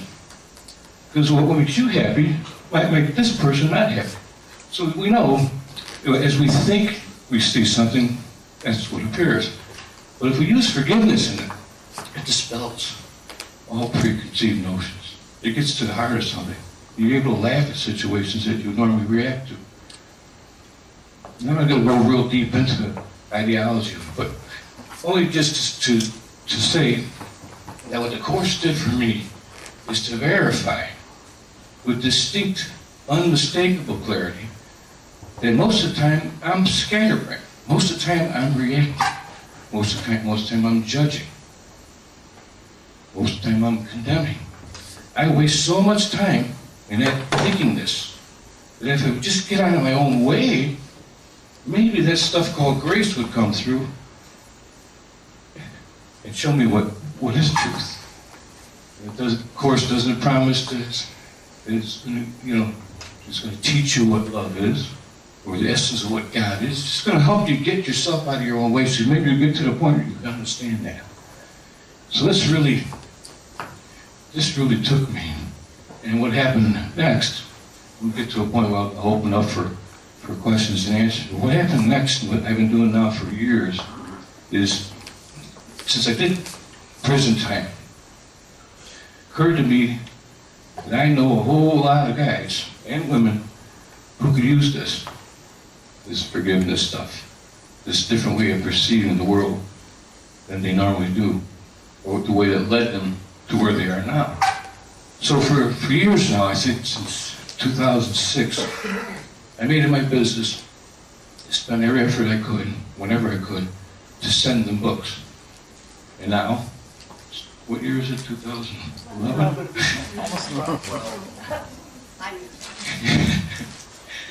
Now almost 1,500 prisoners.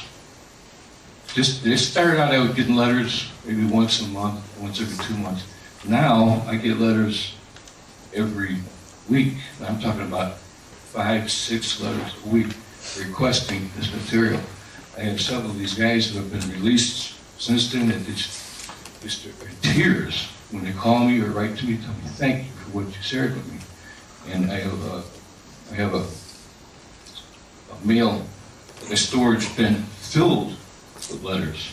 The guys are still there, guys in solitary, girls, women, men and women from all walks of life that are in prisons all over the United States and in some places, other parts of the country, who have been up to this point bombarded with all kinds of fire and brimstone kind of stuff, which they don't want to hear anyway. Then they got this guy comes along who's one of them, knows what they're going through, knows what they're feeling, and wants to share it with them. That's what I'm up to. And all I can see is, there was no accidents in any of the experiences. There was no accidents in my childhood, my early childhood. There's no accidents in going to the orphanage or reform schools or the prisons or what it led to now. What it did was solidify the conviction in me, even as a child, what holds all of this up?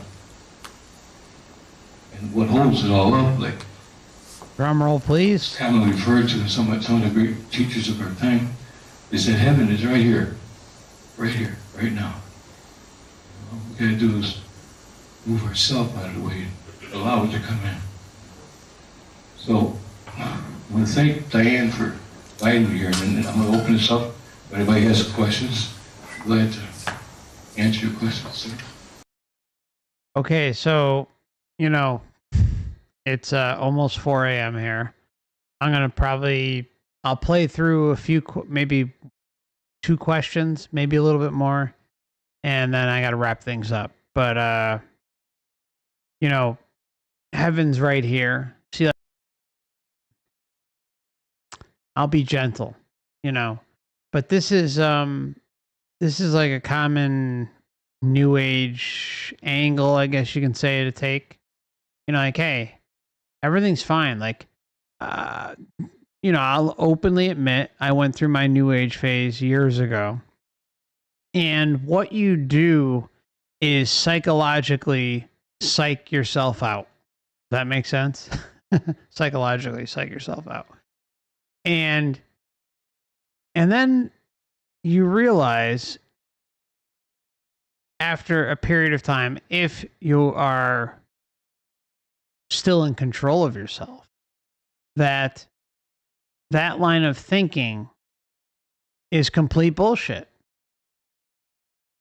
There's no reason why you shouldn't be happy, why you shouldn't be able to question things and do your own research like we talk about, and be happy or make the best of this existence that you can. There's no reason that can't exist.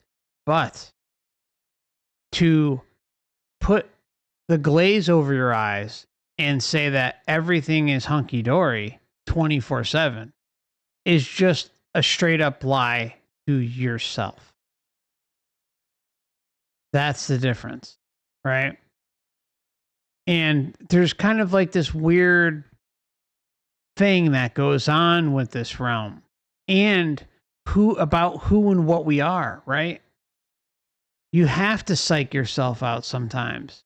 And I think that's for the greater good. I'm not saying the greater good, but for you as an individual, right? I've done it to myself. I still do it to myself. I essentially will put myself in a state of mind through my intention so that shit isn't as bad. And there's nothing wrong with that. That's survival, baby. It's that simple.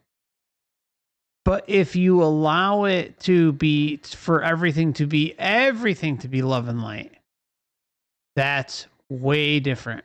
And then all you're doing is lying to yourself. And it's just not true. Because this realm clearly is not all love and light. It's just not. I think it sounds like pretty much like when Gurdjieff was very young. Yes, sir. Nobody heard you. I think sounds like when Gurdjieff was very young and he went to the duel, you know, where they were firing cannons, and he and his friend were kind of sitting there dueling about it, and his friend got hurt. After being released from prison, he was talking about an experience that Gurdjieff and his friends were standing next to a cannon, and the cannon exploded, and George, who shouldn't have got killed, didn't get killed. Joe, where does the heart come in? So everybody can hear it. Where does the heart come in this whole process? Explain it. What I'm saying is that all the spiritual masters that I've read, including in the Bible, there's 100 references to the heart and only 4 to mine. All the spiritual masters I read, which are many, all talk about the heart. Krishnamurti, Tara Singh on Sarah.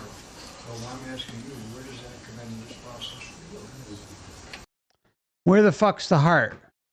Where's the heart? That's what he's saying. He's like, hey, all my spiritual masters, all they talk about is the heart. And here you are talking about your experiences, and I haven't heard you talk about the heart once. Can you believe this shit? This is the top. That guy right there. Here. The Crypt Keeper.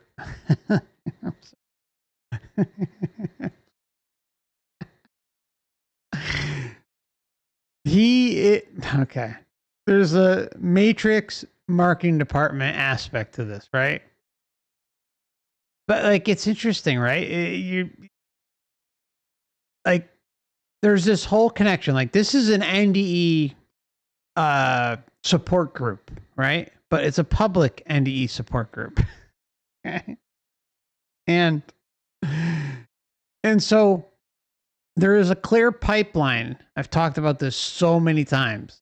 There's a clear pipeline for NDEers who come back, who have especially the love and light, positive experiences, meet the deceased loved ones, meet their, sacred deity, whatever, right? And then there's like the 15% who have the negative experiences, and they come back and they're like, what the hell did I just experience? Why did I have such a negative near-death experience when all I'm reading is, 85% positive experiences? All these books talk about love and light, love and light, love and light, and God this, God that, karma this, karma that. And, and there's everything has a purpose in life and blah, blah, blah, blah, right? Over and over and over again. So what that does is it's confirmation bias, right? It's matrix marketing department propaganda at its finest. And so I don't blame this guy. I don't blame anyone who's had an NDE or even a spiritually transformative experience to the point where they experience that overwhelming love. It doesn't have to be an NDE. I've had the love bomb hit me, and it lasted for days in a situation that was spiritual, religious, but also philosophical. And at the same time, I was able to get out of that haze. It took me a little while, and I gained a lot of knowledge and a lot of understanding about who I am, what I am, that I was more than my physical body. It was huge at the time, but I was still not content within about the answers I was receiving. So even though I had these little hiccups along the way with various religions, diving into the love and light bullshit, all this stuff, at the end of the day, something inside me was still screaming and saying, hey, something's still not quite right. I have some answers. I have some tools and methods that are able to help me get through my day. I have mindfulness. I haven't like these certain tools that can really help me and get past the tough times, or at least help in some way. And then I have reality. And reality is reality, right? And that doesn't go away. That's still there. And boy, is it there today. Like I don't consume the news very, very, very, very little. And, I block everything on my feeds and stuff, so I don't really receive much. I laugh at Trump because he's a stand-up comedian, and it's hilarious to see him in the Oval Office. So I'll occasionally watch that. But other than that, like I really don't watch much of anything in relation to politics or pain and suffering and wars and all that stuff, because it's just not healthy. It's not healthy. It doesn't do me any good. And all these things are projected onto all of us. And it's up to us as individuals if we're going to allow ourselves to receive that negativity that we can do nothing about, or are we going to cast all that aside, be able to shut it all down, not consume it, and make the best of the situation in which we are all in, right? That's the difference.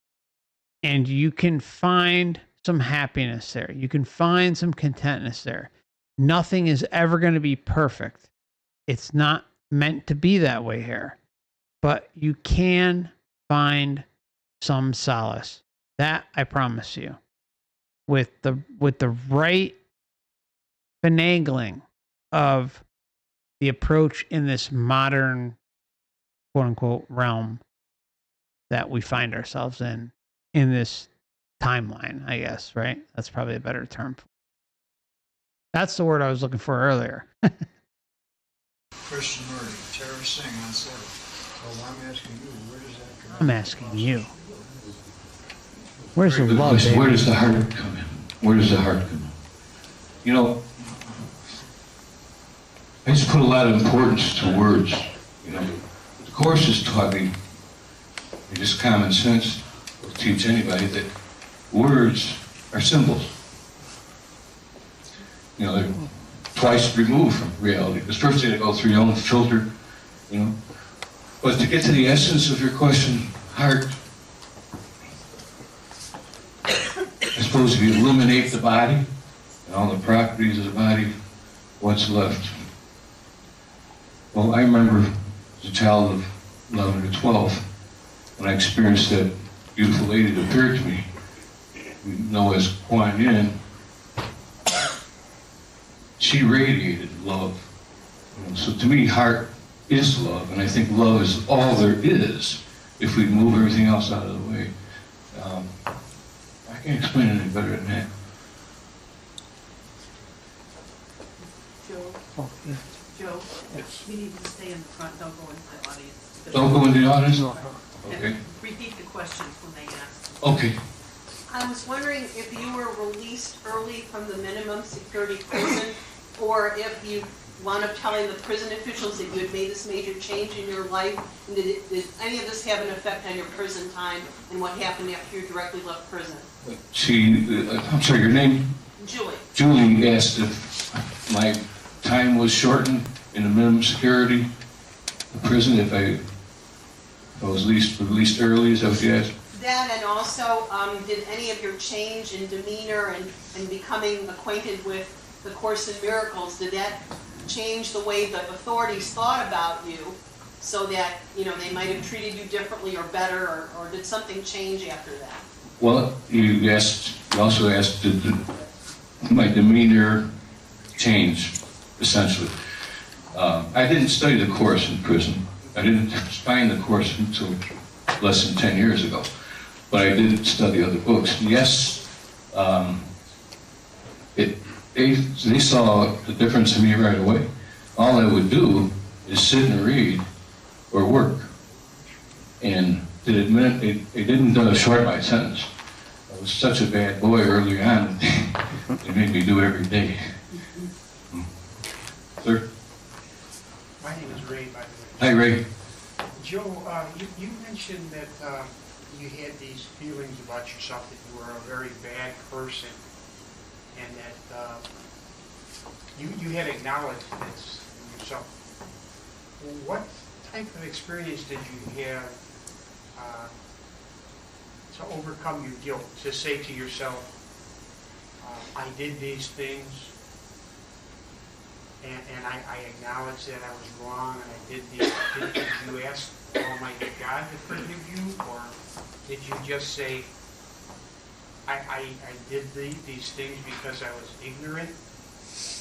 How did you reconcile what you felt about yourself, and how did you get to the point where you actually forgave yourself so that you could go on? How did I get to the point where I actually forgave myself? And you also asked, did I ask God to forgive me? Yes. Ask God. And you also mentioned that I had feeling of inferiority and guilt and all that. That is very true. In fact, I grew up in a home with a stepmother from hell, who never used to go a day without letting me know that I'm never going to amount to anything. Used to beat me constantly. Her favorite thing was sitting me on my hands and slapping me in the face and threatening with another one if I flinched. Okay? So the way she stopped, she got distracted by something else. So I was convinced that I was very worthless. I spent whole summers on the back porch reading books rather than playing in the ball. So my early life cultivated the need to escape. I already knew I was bad. After all, where was she hitting me? Then I go to school, half the nuns would beat me too. So I knew I had to be bad. So, how did I ever get past the guilt thing? Well, in this world, of course, if you do something wrong, you're going to get punished because you're guilty. And that invokes fear. But later on in life, I realized that all these things, all these properties of the ego, brain mind, which is what we're talking about, are fear, guilt, punishment, apathy. They're all part of the ego. You know? They're all points of view that we ascribe that we are. We think we're the ego. We have given the ego, the servant, properties of the master. And this points right to, you know, God created us in His likeness, and we return the favor. You know, we think we can do, and we think we are guilty. We think we're worthless. But what thinks we're worthless? What if, here's an example. This is what Buddhism, Kabbalah, Hinduism have been teaching for thousands and thousands of years. They call it Maya, or illusion. What if, I had a scenario, like my friend Gary Renard, you got a little daughter, she's sleeping, you know, and you go to look in at her, right? And you can tell that she's wrestling, eyes are fluttering, she's having a bad dream. And we've all had dreams. I mean, very serious dreams. We can feel stuff in dreams, smell, taste. They're in Technicolor. We've had those kind of dreams. Well, she's obviously having a bad dream, right? So what do? You look in with your daughter. You don't go charging in there, shaking her away. You gently go in, and you kind of rub her. Honey, just a bad dream. It's not really happening. You're here, safe and home. And she gradually gets up. She realizes once she wakes up that she's been here all along. Well, see, that's what Holy Spirit is trying to tell us right now. Everything we perceive through 5 very limited senses is only our own perception. It's what we think we see, filtered through an egoic brain mind. Who we really are and where we really are is out of our awareness, like the little girl having a dream. It's out of our awareness.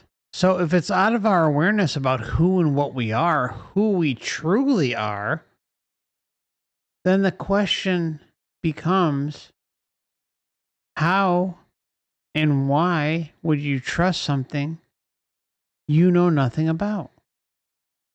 So much of your energy and assertion and confidence in something that you're not sure about. Because you can't be sure just by the very nature of this reality, because your true essence is limited due to the human meat suit. It just, like, we can spin our wheels all day long, but there's nothing that can confront that rationally and say, hey, well, I'm going to trust this for this, this, and that reason. Meanwhile, we still have the dumpster fire. You still have the meat suit. You still have the limited perception, the limited access to your true essence for a vast, vast majority of your existence here. It's out of our awareness. So when we're able to forgive ourselves for believing in the dream, then we can incorporate things like we are all one. That's not just some metaphoric New Age axiom, it's true. Scientists will tell you if you put all of us on one big microscope, you couldn't tell what one star the other one had. It's not just some flowery axiom.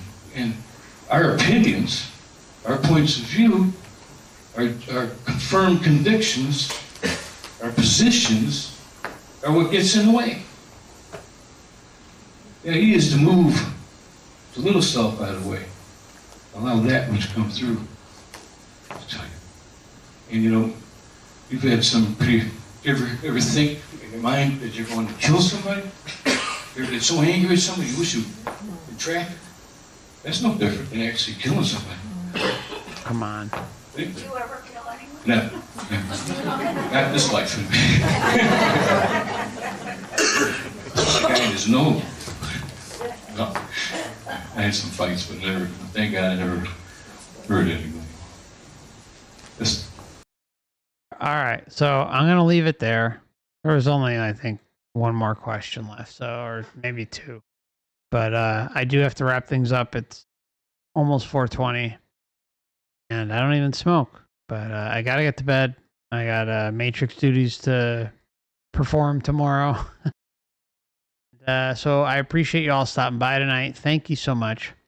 Just as a reminder, if you are a member of the Last Timers Club, we will be meeting a week from today, technically, Sunday, March 30th. And right now that's scheduled for 7:30 p.m. There is a small chance that I may have to reschedule to the following weekend or maybe somewhere in between there. But as of right now, everything is going on as planned. Like every month, the last Sunday, we meet. But if that changes, I'll be sure and let you know. Please consider hitting the like button on the way out. I'd greatly appreciate it. Or maybe even sharing this video. It does help to spread the word because the algorithm is not doing me any favors. And we'll see each other again soon. Please take care of yourself. Don't work too hard. And look forward to catching up again soon. Okay. I'm going to try to stream more often. And, I'll probably do like a mobile stream or something this week sometime and just kind of give you an idea as to what's been going on with me health-wise. But things are better. But I didn't want to drag down the stream at the beginning and talk about all that stuff. But for anyone interested, I'll talk about that a little bit later. All right. Much love. See you soon, my friends. Don't work too hard. You are all a sovereign being. And nobody controls you. Nobody controls me. And this is our last time. Take care.